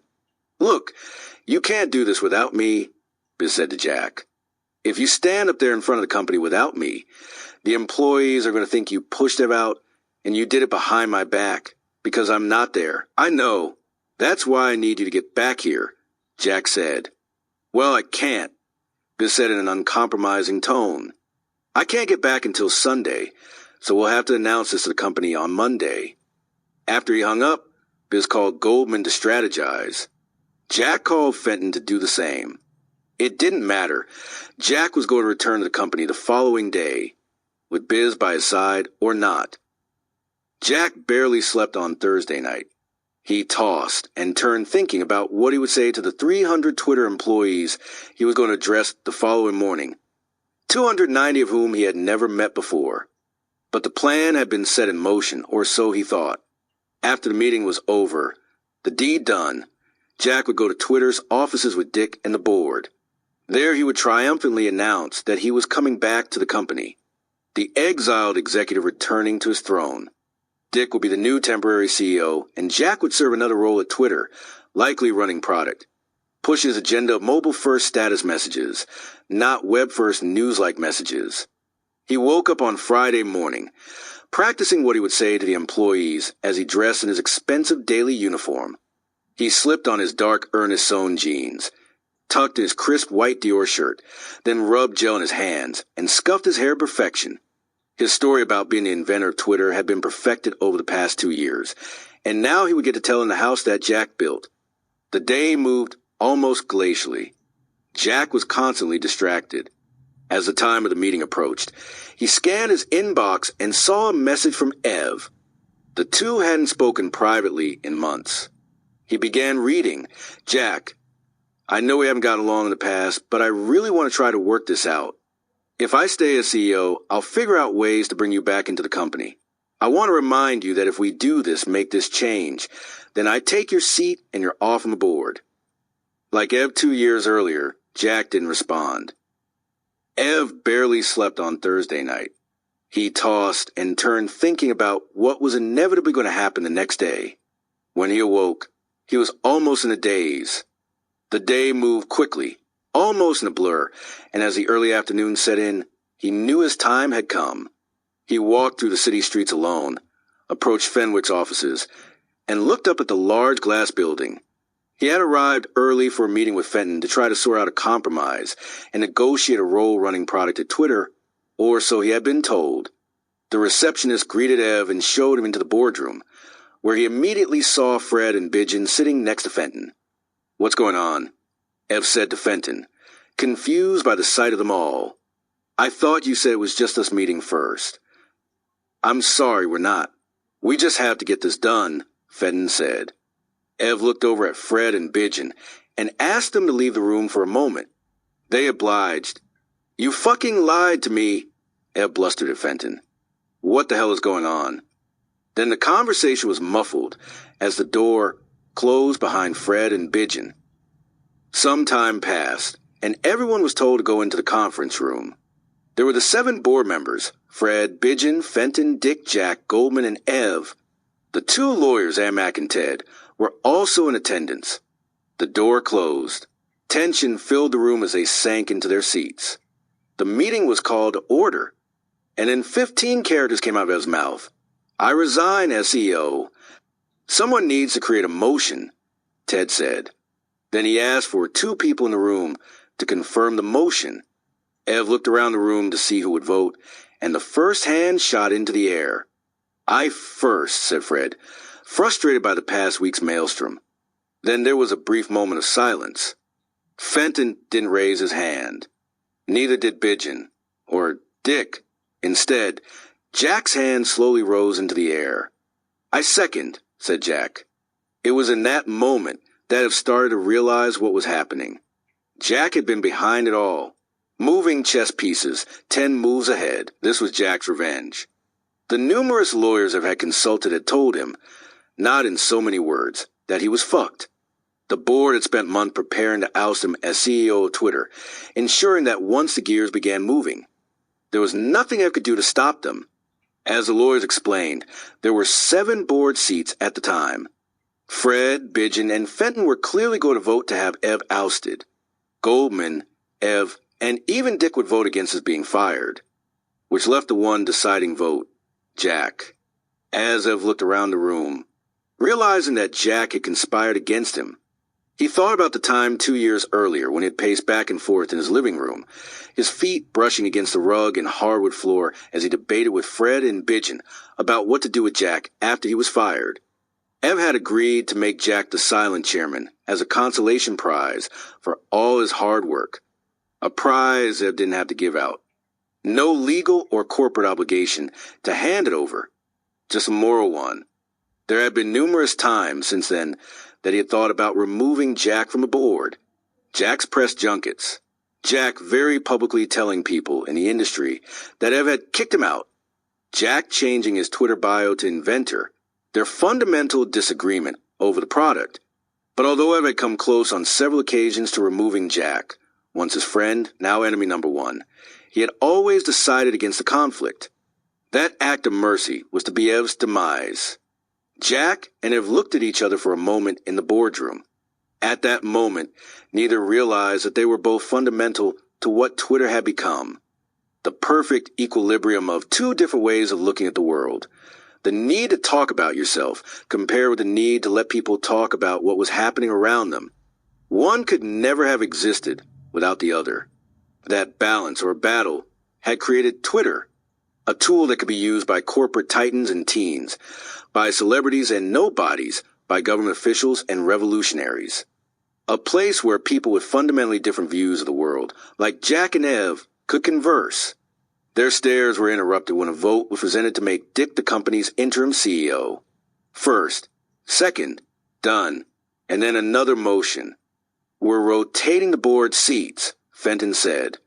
We're making Jack executive chairman. Goldman and Ev looked at each in utter confusion. What do you mean, you're rotating the board seats? Goldman asked.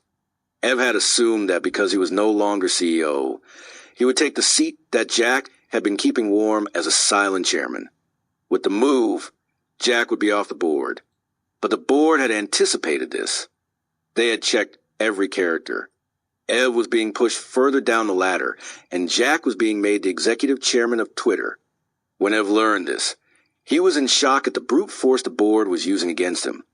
Then Dick, the new interim CEO, spoke up. Okay, so we're going to go to Twitter and announce. And he was quickly interrupted by Ev. No, we're changing the messaging. Ev said. What are you talking about? Fenton and I agreed that I'm going to stay on as president of product. Ev said. So I want to reconsider the messaging. So we won't be telling the company today. And he added, he didn't want Jack to be there for the announcement. This, he explained, was part of the deal Ev and Fenton had made before the meeting. The meeting wrapped up, Jack fuming that he wasn't going to return to the company to give his impassioned speech. As soon as he got back to his office at Square, he started making phone calls. What happened? He roared at Fenton. This wasn't part of the plan. I know. We'll fix it. A Sunday storm. The first time any of his co-workers saw him fight, for something was with the mice.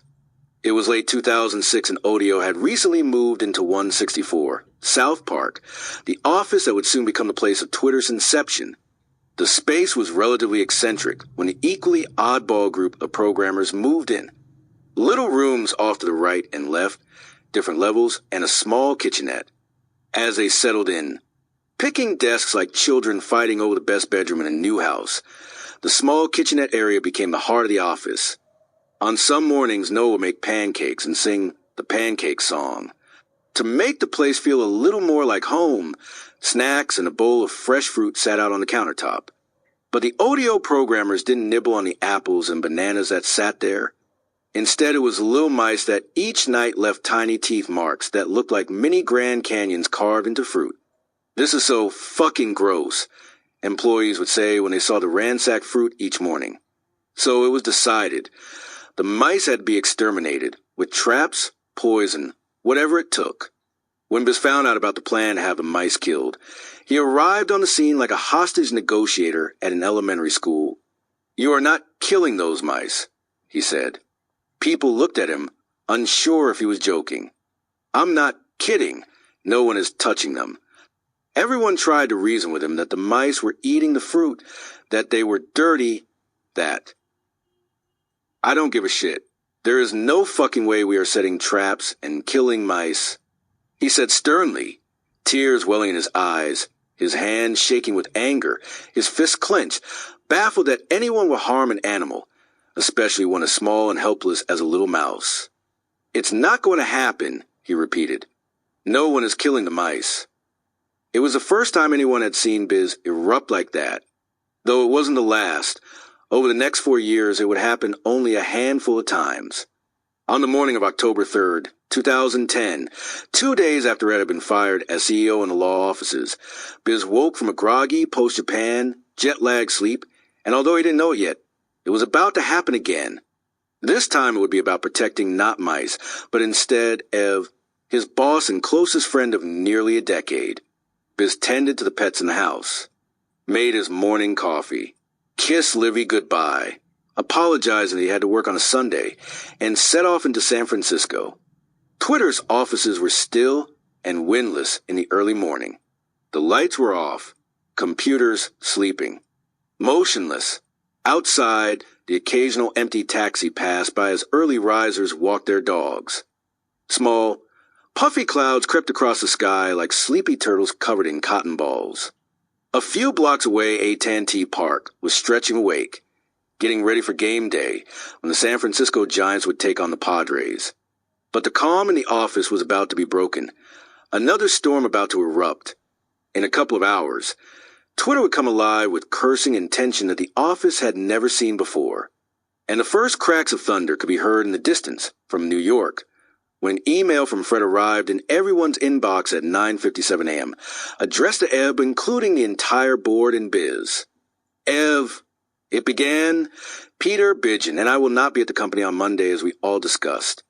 Then he highlighted 6 bullet points that should be communicated to Twitter employees and the media, most of which have already knew. Dick is becoming interim CEO. The board will eventually perform a CEO search to replace him.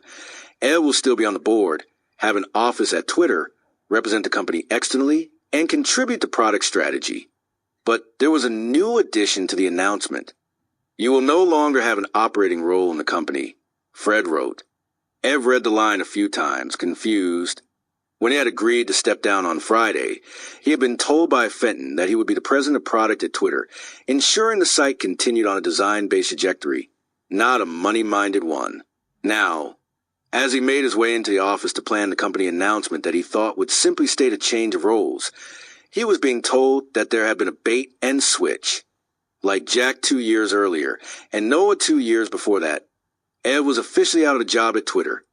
And like his 2 co-founders, he was completely powerless to do anything about it, which the board knew. He had officially stepped down as CEO.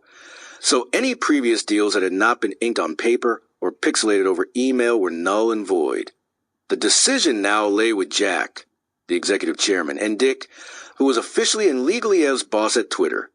One by one, Ev, Dick, Biz, Goldman, Amack, and Sean Garrett, who ran the public relations team, streamed into the office. The lights clicked on. Computers gasped for air as their fans whirred to life. The executive assistants arrived, ready to help their bosses. The meetings began. The executives shuffled in and out of 3 different conference rooms. And although they were holding meetings that would decide the fate of Ev, they looked like children who had come into an empty office with their parents and been left alone to play hide and seek. But the mood wasn't jovial. There was no laughing. There was only tension that could have been sliced with a tweet and sadness, even among the winning team. Goldman was despondent as he sulked into the office, especially after reading Fred's email. They had lost, and Ev was out. It was over. All that was left to do was write the press release that would go into the history books, describing a made-up version of how the battle ended. But Biz was genuinely confused. "I don't understand how they can just throw away this guy's entire career," he said to Goldman as they talked about Fred's email. Don't these people have feelings? Although Biz was a co-founder of Twitter, he had never really had much power at the company. He had never understood what drove the money guys. The email from the board seemed utterly unfair. As they shuffled between the conference rooms, one of the public relations employees sat on a couch in the hallway, her laptop open as she wrote different variations of the blog post that would go up on the site on Monday morning. The first version was going to announce that Ed was leaving the company for good and Jack, the exiled founder, was returning. But as the day progressed, the plan and blog post would change several times. Chris, Ev's assistant, had been asked to go through Dick's tweets, highlighting any that could be perceived as controversial. As she scrolled through his thousands of 140-character updates, she stopped mid-screen and rolled her eyes as she called people over to look at the message he had jokingly sent a year earlier. First full day as Twitter CEO tomorrow. Task number 1. Undermine CEO, consolidate power. First, Ed went into the puffin conference room with Dick and tried to pitch Dick on allowing him to stay at the company. It's not up to me, it's up to the board, Dick said. You're the CEO, you have to decide, Ed pleaded. The conversation continued and then grew heated. I'm not doing it. People heard Dick yell from the hallway. I'm not fucking doing it. Moments later, Ev emerged, his head hanging low. Biz walked into the room. Ev just left here looking very disappointed, he said to Dick. What happened? Dick explained that Ev had proposed taking a lead product role, with Dick's becoming the permanent CEO, but he once again refused to accept the proposal, telling Biz, I'm uncomfortable doing it because it will look like I did a trade to get this position. Biz shook his head, defeated like Ev, and walked out. Dick had been told by the board to stand firm in the decision that Ev was out of a job. Even if Dick wanted to keep Ev in the company, the verdict was out of his hands. The people above him had already made their decision. People talked on phones to board members. There were private meetings about private meetings. And then they all shuffled into main conference room. Dick, Sean, Amack, Goldman, Biz, and Ev to hash out how Monday would transpire. So here's the deal, Dick said. Ev's out, and I'm interim CEO. He continued to talk, explaining what the messaging to the world would say. Ev sat silently, helpless in the company that 2 days earlier he had been running. And then Jack will be here. Dick continued as he spoke about the plan, which included Jack being present at the announcement that Ev was leaving the company. Then Biz quietly interrupted in a sore whisper. I'm sorry, but I'm confused. Why can't we just say Ev's going to be in charge of product? Biz asked Dick as he sat across from him. I'm not doing that, Dick said matter-of-factly. Why not? Biz asked, genuinely bewildered by what was happening. I'm not going to do a trade. I'm not going to have it come out later that the only reason I'm CEO is because I horse traded, Dick said, slamming his fingers repeatedly on the table as he spoke. Biz again looked at him with confusion, partially because he didn't understand what the term horse trade meant, but also because he couldn't comprehend that the board was capable of just pushing him out of Twitter without compromise. Dick repeated himself, I'm not going to have my whole thing be that the reason I'm CEO is because I did a deal. Biz's face twitched slightly as he listened. Everybody stopped for a second. Biz said as he held his hand in the air like a traffic cop. Just stop for 1 second. He looked directly at Dick as everyone sat silently and watched Biz, whose voice was now shaky. Dick, he said loudly, please explain to me. Let me see if I have this right. You will not agree with the idea that Ev is head of product and you are CEO because you're uncomfortable? Biz said, That's exactly right, Dick replied tersely. Well, Biz started to shout. Well, how about you fucking be uncomfortable in reference to the entire fucking career of this guy? Biz said, his arm now pointing at Ev. How about you be fucking uncomfortable? The room was dead silent. Not a squeak, as Biz glared directly at Dick.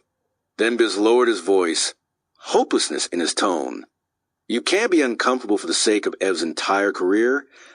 Everyone looked at Biz, stunned expressions on their faces. Biz sat there, half irate, half exhilarated by his own outburst. Dick stared back at him, silent for a moment, his brain weighing the ethical decision versus the business one. All right, fine, Dick said. Fine. I'll do it. Fine, fine, fine. He stood up and walked out of the room as he spoke. I've got to go call Fenton and talk to him. Dick walked into the cafeteria as he put his cell phone to his ear, leaning against the window of the cavernous, empty room, where in less than 24 hours employees would greet him as the new CEO of Twitter. Biz and Goldman followed behind, cutting in the other direction and heading into a different conference room. The executive assistants in the hallway watched in confusion as people zigzagged all over the place.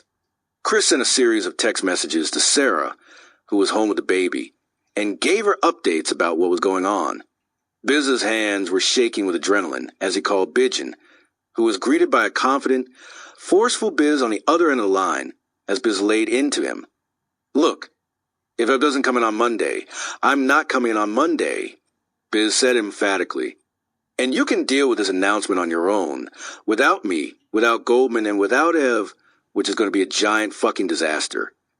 Goldman sat quietly as he listened to Biz talk to Bidgen, as if he didn't have a care in the world. Bidgen didn't need much convincing. He felt bad about the way things had transpired, but also knew that the investors needed to ensure they didn't lose the hundreds of millions of dollars that were at stake if Twitter failed. Like Dick, he was caught between morality and business interests. As Bidgen started to speak, Biz cut him off. And you guys need to make Dick the full-time CEO.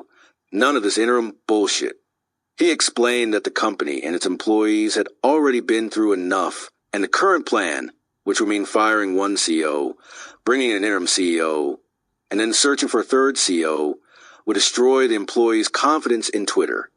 Okay, I get it, Bidgen said. Let me call Fred and Fenton and talk to them. After the calls wrapped up, they all reconvened back in the conference room and put together what would be the final plan, a plan that Jack was not happy about, as it meant he would not be in attendance for the Monday morning announcement. A plan that would allow Ev to keep a job at the company as director of product. But Jack knew it was a plan that would last only a little while. Ev did not. October 4th, 2010, 10:43 a.m. The Twitter office. Get out, Ev said to the woman standing in his office doorway. I'm going to throw up. She stepped backward, pulling the door closed, a metal clicking sound reverberating through the room as he grabbed the black wastebasket in the corner of his office with hands that were now shaking and clammy. It was Monday morning, 47 minutes before Ev would deliver his speech to the company. A company that, outside that door, had no idea what the day would bring. The office had opened as usual. The coffee pots were filled. Employees trundled in thinking it was just another Monday morning at Twitter. Maybe a celebrity would arrive unannounced again. Or a politician. Maybe there would be a tasty delivery from a food truck or a local ice cream parlor, thanking the company for all it had done to help their business grow. There were links being shared on Twitter about the latest issues of The New Yorker, The Economist, and The New York Times, each with an article about Twitter's role in the revolutions now taking place in the Middle East, revolutions that were beginning to spread to more countries in the tumultuous region, all thanks to Twitter. Goldman had arrived early on that Monday morning. He had taken a couple of very trusted employees aside and told them a variation of the story that would be told to the media later that day. Then Ev and Sarah had come in, walking into his office as he prepared for what was coming next. Are you okay? Sarah asked, as he responded that he wasn't feeling well. He didn't know if it was his nerves or if he was coming down with something, but either way, his stomach churned. Sarah left the room as one of the public relations employees walked into Ev's office to review the speech he would give in 45 minutes. And then he interrupted her. The door closed as it fell to his knees to the rough carpet floor. This was it, his last act as the CEO, staring at the bottom of a garbage can, searching for how he had gotten there. Searching memories that had been blogged, photographed, and tweeted over the past decade, but still lingered somewhere else, lost in a sea of tens of billions of tweets. He searched the emptiness for answers. How was he 45 minutes away from being thrust out of the company he had started, the company he had financed with his own money, the company he loved, the company he had hired his friends to help run? Some had betrayed him. He searched his memory looking for answers. But even when you bury those memories on the internet as tweets, You have to remember which box you hid them in. And when you put them there, if there's no X to mark the spot, there is no spot.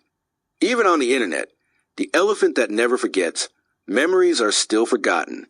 Ev had known all along that it had never been about the money. A billionaire still throws up into a garbage can. It was about making a dent in the universe. About power, the power that had been sucked from politicians and Hollywood, from celebrities, revolutionaries, corporations, and the media, then siphoned through this bizarre fucking thing called Twitter. This accidental thing that had tipped the world upside down. Now it was time for Ev's world to tip. And in that moment, staring at the floor alone, he felt it. The feeling of regret. The door to his office opened, and Sarah walked in. "How are you feeling?" "Fuck." Dick was on the phone next door, peering down as he paced in his office, talking about Jack's return to the company. A new plan was being hatched. Biz sat down at a computer and typed out an email to the company telling everyone to meet at 11:30 a.m. in the cafeteria. No outsiders allowed.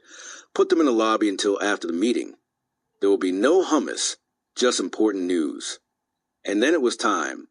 Employees stood up from their desks, walking through the labyrinthine halls of Twitter as they shuffled into the cafeteria, a quiet and confused hum echoing through the room. They found their seats. Then Ev appeared, Biz and Goldman in tow. Then Dick. Ev walked out, a microphone in his hand, and delivered his own eulogy, telling employees that he had decided to step into a product role and had asked Dick to take over as CEO. A solemn few words said in an upbeat tone. Then he stepped aside, handing the microphone to the new CEO of Twitter, the third CEO in 2 years. At 11:40 a.m., as Dick took the helm, a woman from the public relations team, who sat in the audience with her laptop open, hit publish on the blog post announcing that Dick Costello was the new CEO and that Evan Williams, of his own volition, had stepped down to focus on product.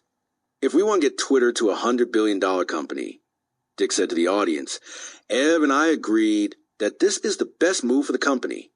Within seconds, the press started scrambling to cover the announcement.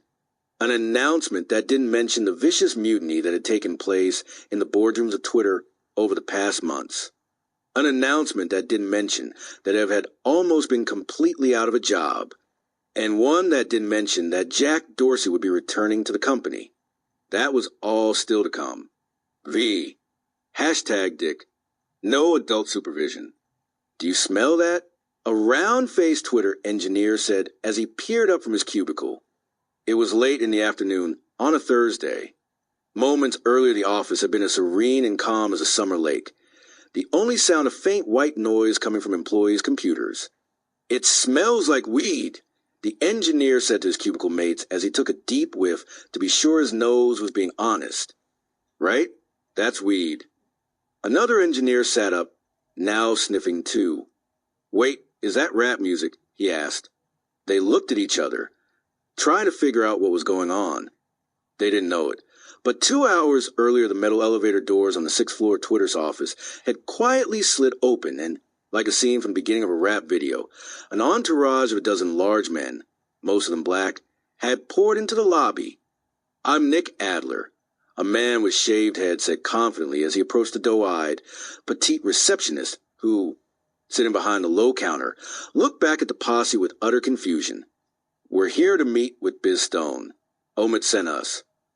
The receptionist looked back and saw, towering above everyone, in the center of the group, like a queen bee surrounded by his lieutenants, the rapper Snoop Dogg. His head swayed slightly from side to side as he looked around the lobby, his sunglasses concealing his bloodshot eyes. A large, droopy had covered his cornrowed hair. "Yes, let me call him," the receptionist said, smiling awkwardly as she tried to reach Biz. But there was no one to call. There were no vice presidents or senior executives or any adult supervision at all in the building. One of Dick's first tasks when he had taken over as CEO had been to remove Goldman as head of product at Twitter. Dick wanted to clean up the board, get out the old and bring in the new, make Twitter his company. Removing Goldman was a first step. Yet at the last moment there had been a compromise. Rather than being fired, Goldman was allowed to quit. In early December, Goldman set out for the Web show in Paris, and while on stage with M. G. Siegler, a TechCrunch blogger, he broke the news publicly. "You've been with Twitter for a while. So what's next for you personally?" Siegler asked, "I've just announced to the entire company last Friday that I'll be leaving Twitter at the end of the month," Goldman said. "I'm not going to say I need to spend more time with my family, as it only consists of my girlfriend and 2 cats, but I just need a bit of a break." Ev, too, was nowhere to be found. After handing the CEO role to Dick and processing the initial shock of being pushed out of the company, he was actually excited by his new job, realizing that it freed him from the stresses of the business side of the company. Now, he could focus on the product.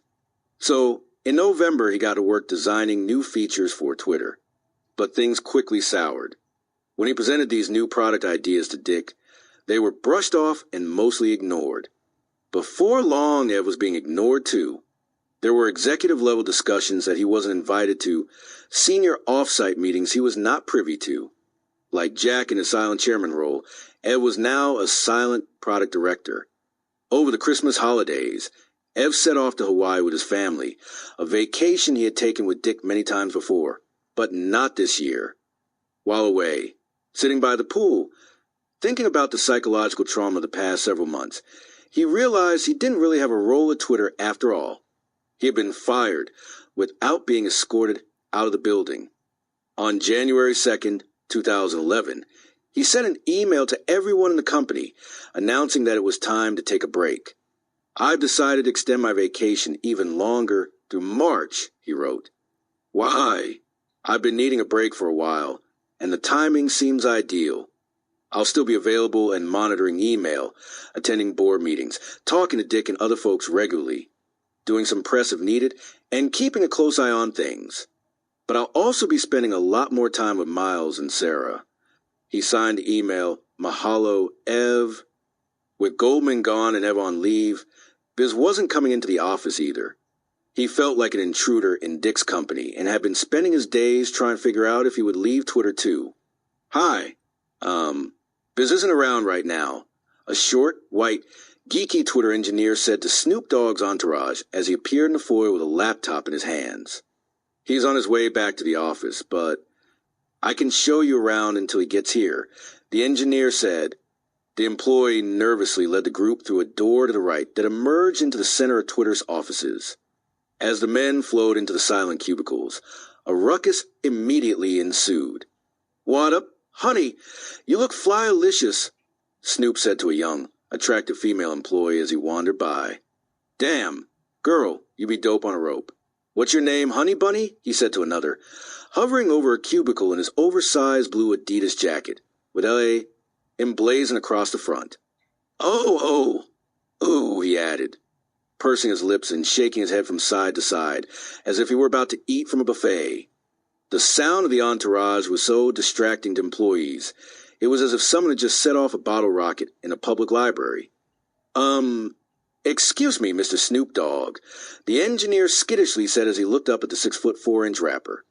"We're gonna go into this conference room." Snoop, along with his entourage, which included Warren G and several other rappers, were in San Francisco for a show they were performing that evening.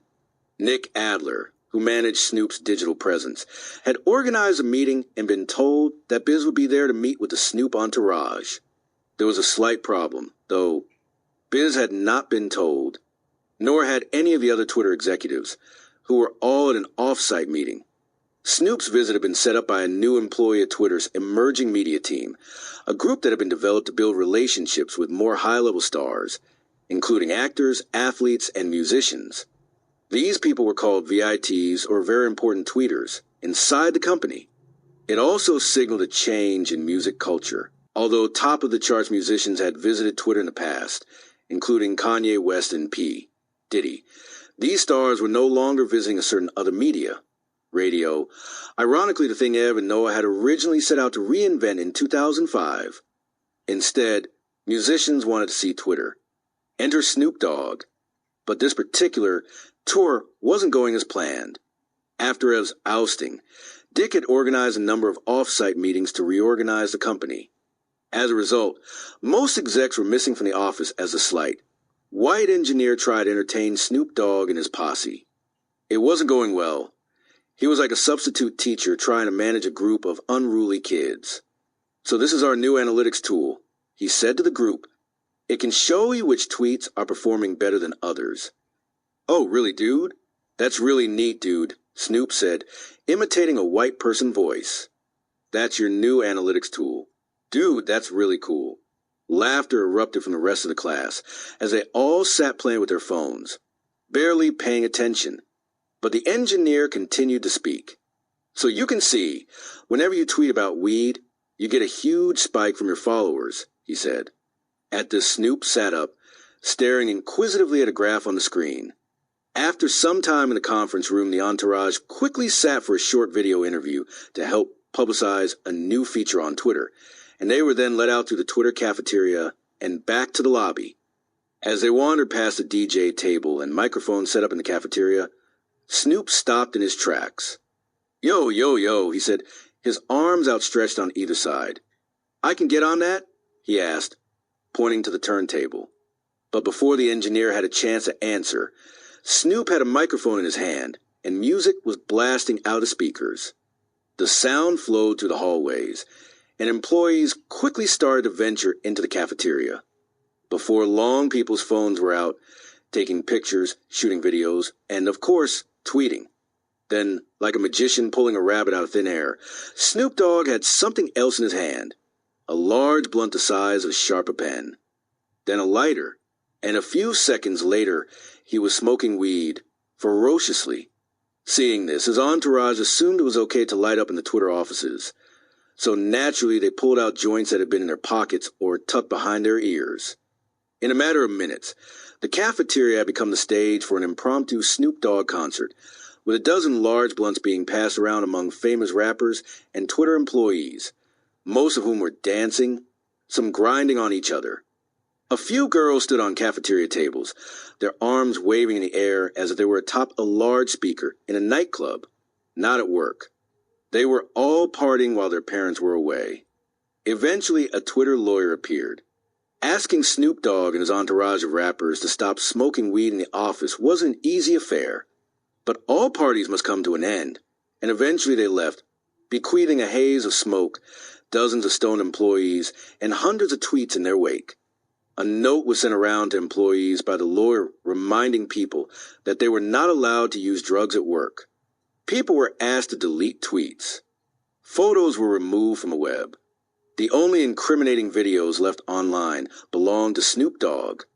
Dick was furious when he found out about the weed, the dancing, the partying employees.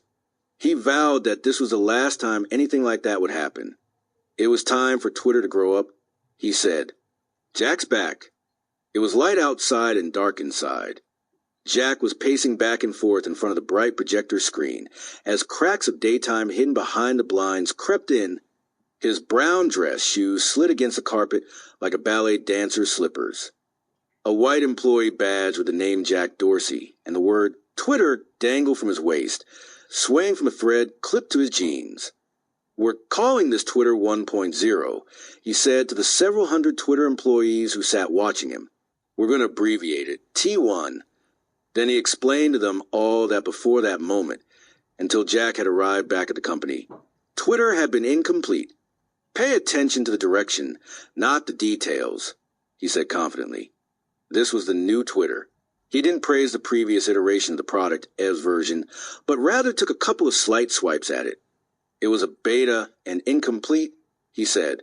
He had started his preamble by playing the song Blackbird by the Beatles, where a bird with broken wings learns to fly. Fitting.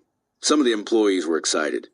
But many looked around, upset, as Jack despairs of work they had spent the past 2 years on. It was a moment Jack had been waiting and planning for, the moment that should have happened months earlier when it was forced down. Now it was being forced out.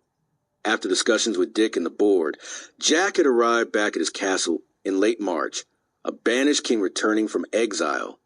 When Dick introduced him at a tea time, he was greeted with a standing ovation from most of the now 450 employees at the company, many of whom believed he was the rightful heir returning home. But there were a few who didn't stand up, a small handful of people who knew what had really happened with Jack's return. As Jack stood there basking in the glow of applause, Ev sent an email to all the employees at Twitter. "I've been doing some serious soul-searching," Ev wrote about his past 2 months away. Obviously, Twitter is the biggest thing I've ever played a significant part in, or likely ever will. And though I couldn't be more proud of what we've accomplished together, it is clearly not finished. If it reaches its potential, Twitter will be around for many, many more years, and we'll look back at 2011 as one of the quaint early years. I've decided, though, that my role in Twitter from here on out will not be day-to-day, he wrote. I'll be doing what I can to help as a co-founder, board member, shareholder, and friend of the company. He concluded, I'm by no means disappearing, and signed the letter, Continue Changing the World. Your friend, Ev. 3 days later, on Monday morning, the company officially announced that Jack was back. This was followed by his tweet confirming his return. Today I'm thrilled to get back to work at a Twitter leading product as executive chairman. And yes, leading at Square forevermore as CEO, Jack wrote. Then came the press. Piles of it. Fenton stepped in to make sure Jack was painted as a hero. It was a tragedy for the period of 2 years when he wasn't involved with the company that we were missing the founder. Fenton told the New York Times in an article about Jack's return. In public talks and news interviews, Jack continued to channel Jobs, using terms like magical and delightful and surprising and best to describe products, along with almost exact vernacular used by Jobs at conferences and on television, including, we're just humans running this company, and hawking the concept that Jobs shared when he told people he was most proud of the things the company hadn't done. Then, as he started to move into a greater orbit, he was featured in a huge profile in Vanity Fair on April 1st, 2011, titled, Twitter was Act One. Next to the several thousand-word article was a picture of Jack in a black suit and tie, his chest pushed forward, a little blue bird resting on his shoulder. The article touted Jack as inventor of Twitter and noted that this was one of the first times he had spoken publicly about his ousting as CEO. It was like being punched in the stomach, Jack told David Kirkpatrick, the reporter who wrote the piece for Vanity Fair.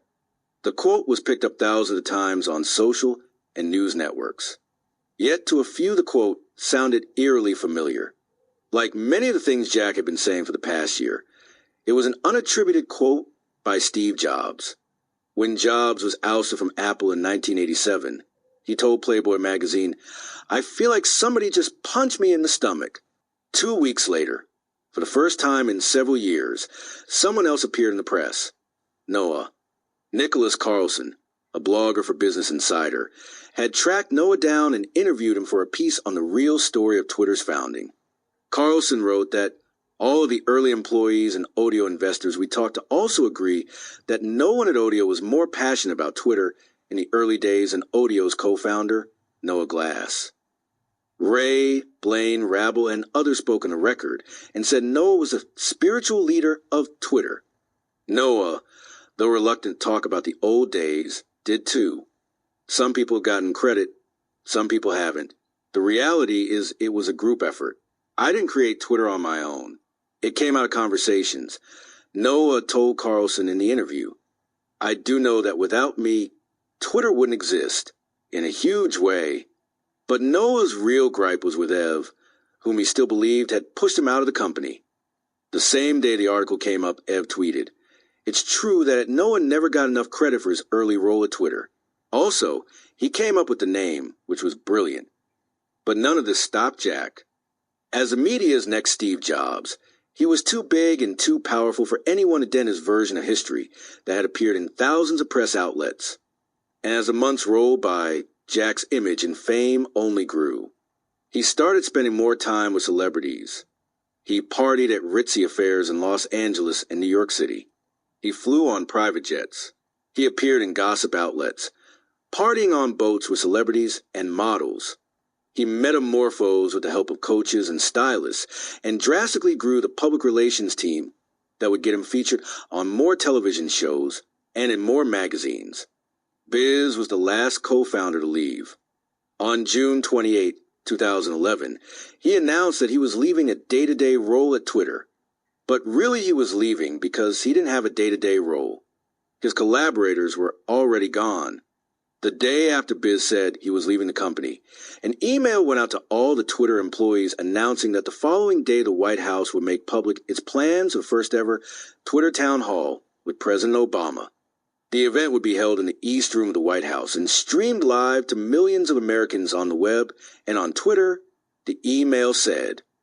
It also noted, Jack Dorsey will be the moderator. Biz was sitting up in his bed when he read the email, his back resting on his pillow. Seeing Jack's name, he started to fume. Over the years, he had never really grown too upset about Jack's media blitz, unless it crossed the ethics he and Ev had worked so hard to infuse into Twitter's culture. That had happened when Jack's name had been included in the Iran Revolution story in the New York Times, and when Jack had spoken about Twitter and China. And now it was about to happen again. Biz quickly wrote an email, his thumbs tapping the screen of his iPhone as the hair on the back of his neck stood on end. When Amac first explained this to me, he said that nobody from Twitter would be the moderator specifically to highlight the fact that we are neutral technology. Biz wrote in an email that he sent to the entire company. I very strongly disagree with anyone from Twitter being involved as the moderator, especially a founder. He went on. This goes against 3 years of work to stay out of the narrative and remain neutral. Amac, what happened? This is the complete opposite of what you pitched me, and it was the one thing I said to avoid to which you wholeheartedly agreed. The only thing I said to avoid. Please, please, please don't do it this way. We should not get involved in this manner. And then, like a light switch turning off the last dimming bulb in a once brightly lit room, Biz's email was disabled from emailing the entire company. His voice was muted. Jack Dorsey was going to interview the President of the United States, cast across the media spotlight for all to see. Ev, Biz, and Goldman wouldn't be able to stop him now. Make better mistakes tomorrow. The nearly 600 Twitter employees spent most of the week of June 4th, 2012, placing their belongings in cardboard boxes. Books, keyboards, computer wires, little trinkets were all sent to sleep in the confines of cardboard. Then, as the week drew to a close, they walked out of the office that Ev had built, 795 Folsom Street, for the last time. Over the weekend, a swarm of men arrived, lifting the boxes and computers and transporting them to trucks that lined the street below. A light wind rustled the trees on Folsom Street as the engines coughed to life. Then they drove along the quiet streets, turning left onto 3rd, then down Mission, right, left, and finally arriving at a beige building the width of a city block on San Francisco's Market Street, Twitter's new home. Along with the boxes and computers, the movers also carefully transported the artwork that Ev and Sarah had carefully picked out, a beautiful neon sign that read, "Tell your stories here," and the symbol that hung in the cafeteria. The following Friday, Dick stood up in front of the employees in the company's new cafeteria. Compared with the old office, this new space was gargantuan. To the right of the entrance, there was a huge outdoor roof deck where employees could lie on faux grass and work encircled by the San Francisco skyline. Snack stations were set up on each floor. There was a game room with table tennis, couches, and old and new video games. Wood slab tables, a yoga room, parking, and the dining area, where Dick was about to speak to employees, was a cavernous space with a ceiling that rose up into the sky like a wave about to crest. Although Jack's image on the outside was mushrooming, internally his aura had quickly started to fade. In late July 2011, he had fired 4 product managers who were part of Team Ev and had been privy to Jack's role in the ousting of Ev. Gone. Then he pushed Sean Garrett out, partially as revenge for Sean trying to muffle Jack's media frenzy a year earlier. Twitter employees also started complaining to Twitter managers that Jack was difficult to work with and repeatedly changed his mind about product ideas. Jack's 24-hour-a-day press tour had started to affect his relationship with Dick, who was often assumed to be an employee of Twitter in interviews, not its CEO. When Jack went on TV to do interviews, he was sometimes introduced as the CEO of Twitter and Square, and he made no point to correct the mistake. The misinformation that Jack was CEO spread to leaders of other companies, to the media, and even at taxi drivers in the city. One afternoon, Dick was taking a cab back to the Twitter office from a meeting. "Where to?" the driver asked. "The corner of Market and 10th, Dick replied. "The Twitter offices." The cabbie explained that he would have to drop his passenger around the corner because there was nowhere to pull over on Market Street. "It happens every time I have to drop someone off here," the cabbie proclaimed. "There really should be a place to pull over near the Twitter office." "I might be able to do something about that," Dick said, understanding the man's plight. "I'm the CEO of Twitter." The cabbie turned around with an excited look on his face and said, "Whoa, you're Jack Dorsey." Dick just sighed. Though the public didn't know it, the employees of Twitter did. Dick was in charge. He had worked extremely hard over the past year to boost company morale from the tumultuous years of different CEOs. Twitter employees clearly loved Dick, and in turn he genuinely cared about the company and the people who worked there. He had also gone to great lengths to ensure that the company kept the ethical values instituted by Ev, Biz, and Goldman, and continued to stand up to government requests for information about users. And he also knew he had a responsibility to make Twitter into a profitable and successful company. Dick and Ollie Rogany also started shutting down third-party feeds to ensure that competitors, including Bill Gross, couldn't siphon people away from Twitter to a competing network. Early one morning, after the employees had unpacked their boxes, placing books, keyboards, computer wires, and little trinkets on their desks in their new home, Dick called his first tea time meeting in the Market Street office. He stood in front of the employees in the cafeteria to welcome everyone to their new home, a home that felt like a large corporate company. A company that under Dick's leadership had grown to a $10 billion valuation in 2012. A company that had begun making $1 million a day in advertising revenue from sponsored tweets and other ads, and by the end of the year, will become consistently profitable, pulling in hundreds of millions of dollars a year from advertising. A company that, under Dick, would also soon fix its outage problem, staying up and stable nearly 100% of the time. A company that planned to go public in less than 2 years.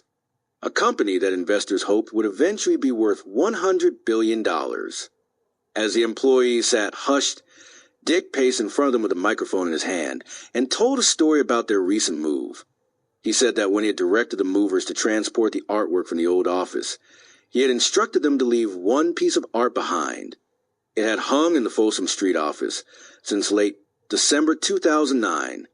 The piece of art was in a black frame with a white border.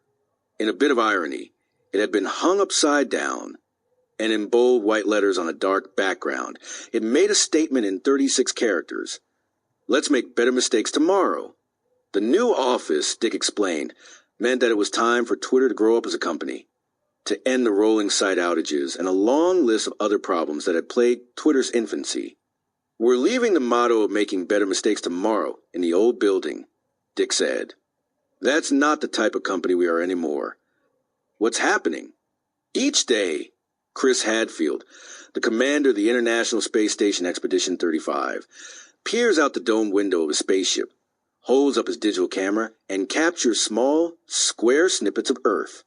He then swims through the air back to his sleeping pod, loads the images onto a computer, and tweets them. These are images that most of the 7 billion people spinning below him will never have the opportunity to see in real life.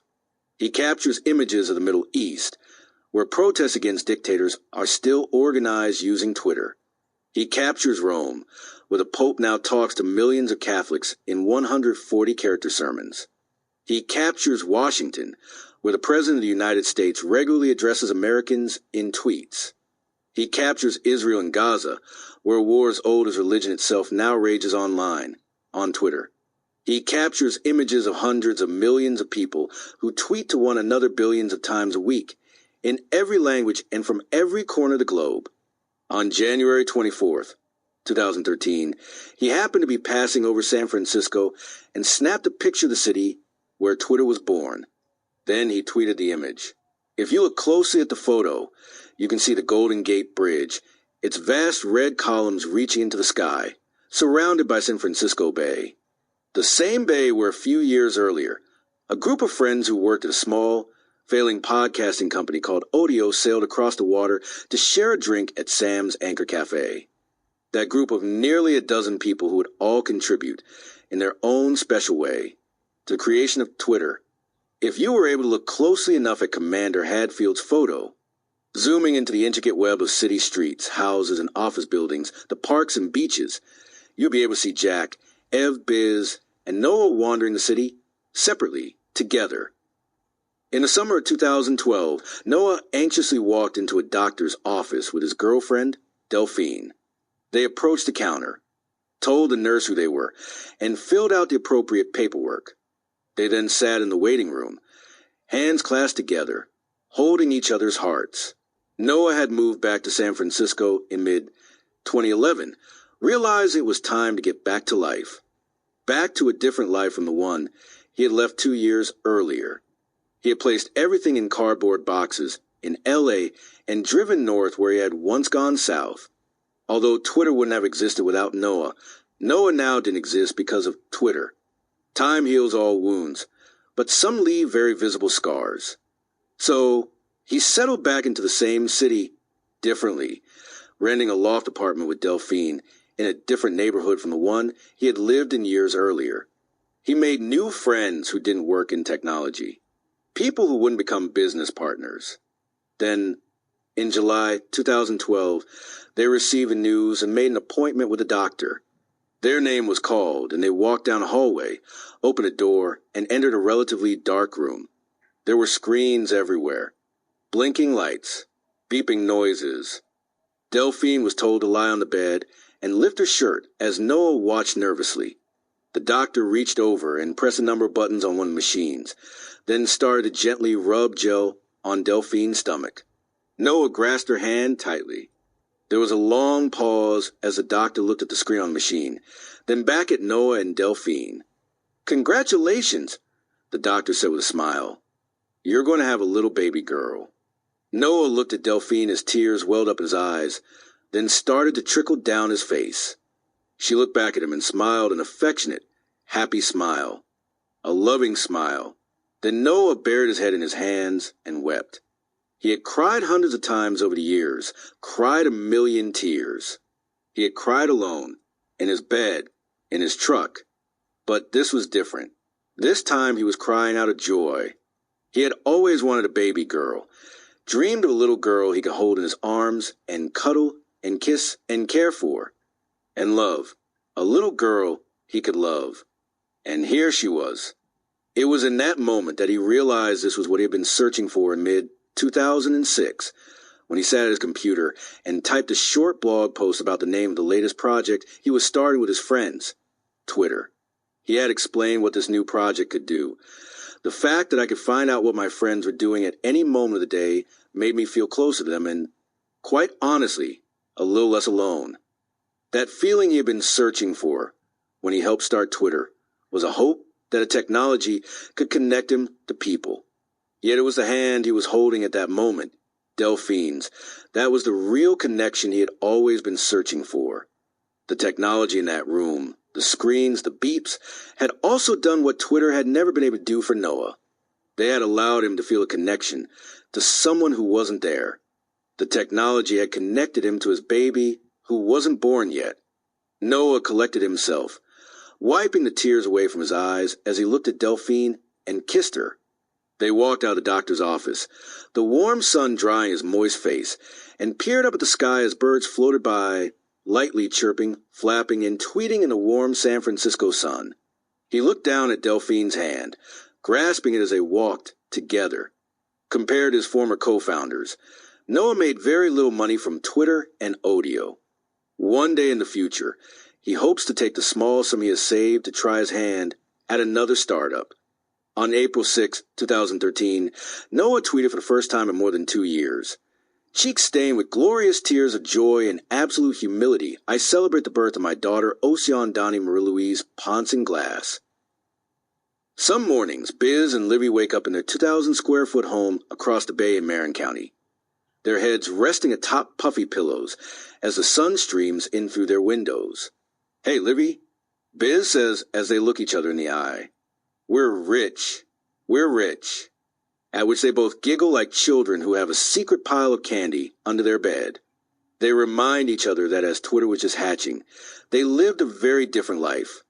On some mornings they recite the story of a certain day, 5 years earlier at the Elephant Pharmacy in Berkeley. It was a late weekend afternoon, and Biz and Livy wandered into the kitchen of their small, box-shaped home and opened the fridge. It was completely empty, just a cave of white plastic. They wandered to the cabinets.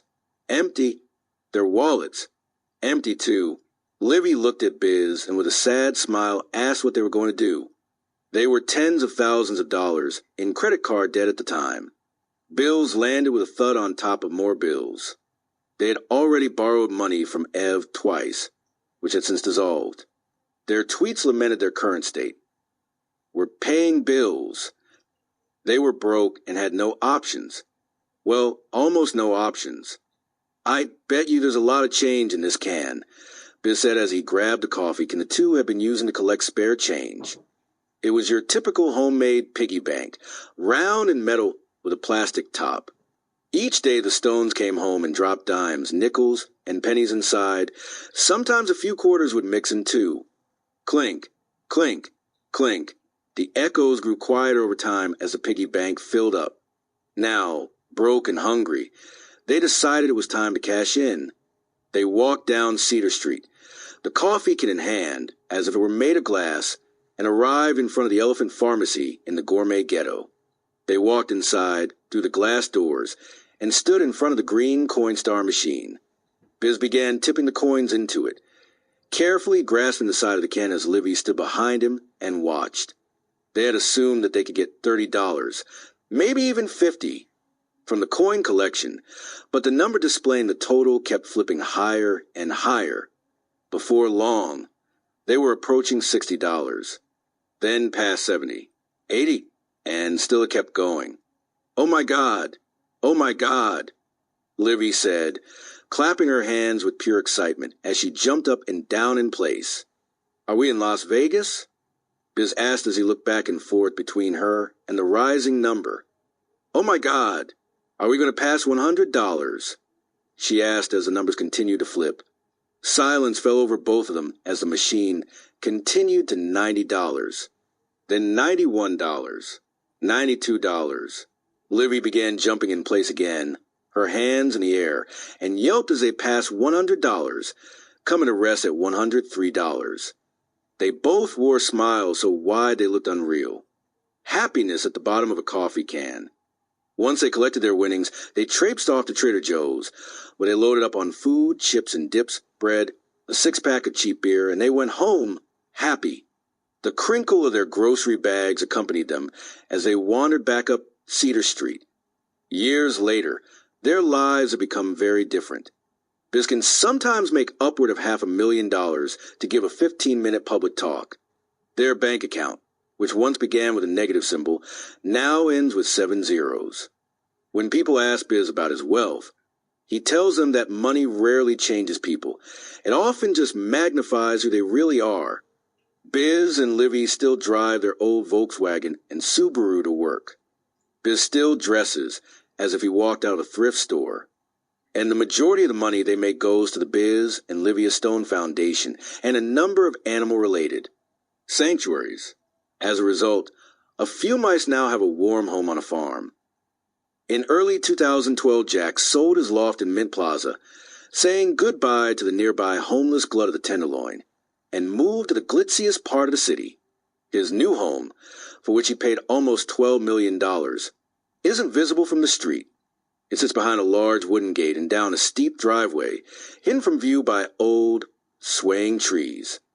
The rear of the house, which is an endless wall of glass, sits atop a giant, jagged, rocky cliff face at the edge of the world.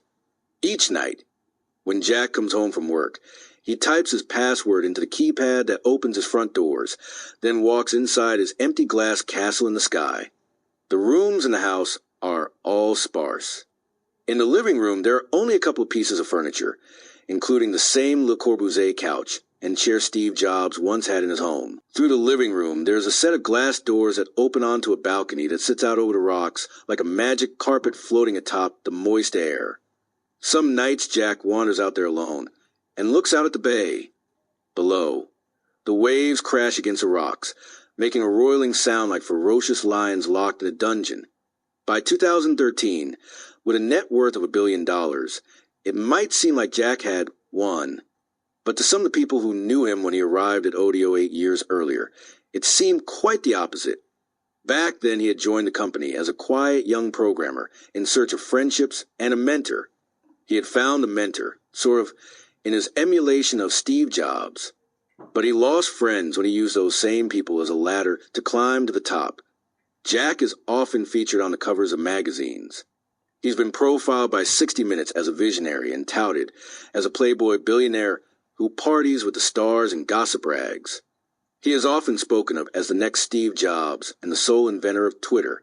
From his balcony, as he watches the dark ocean down below, he can hear the sounds of boats heading back from sea, their horns blaring as they return to port.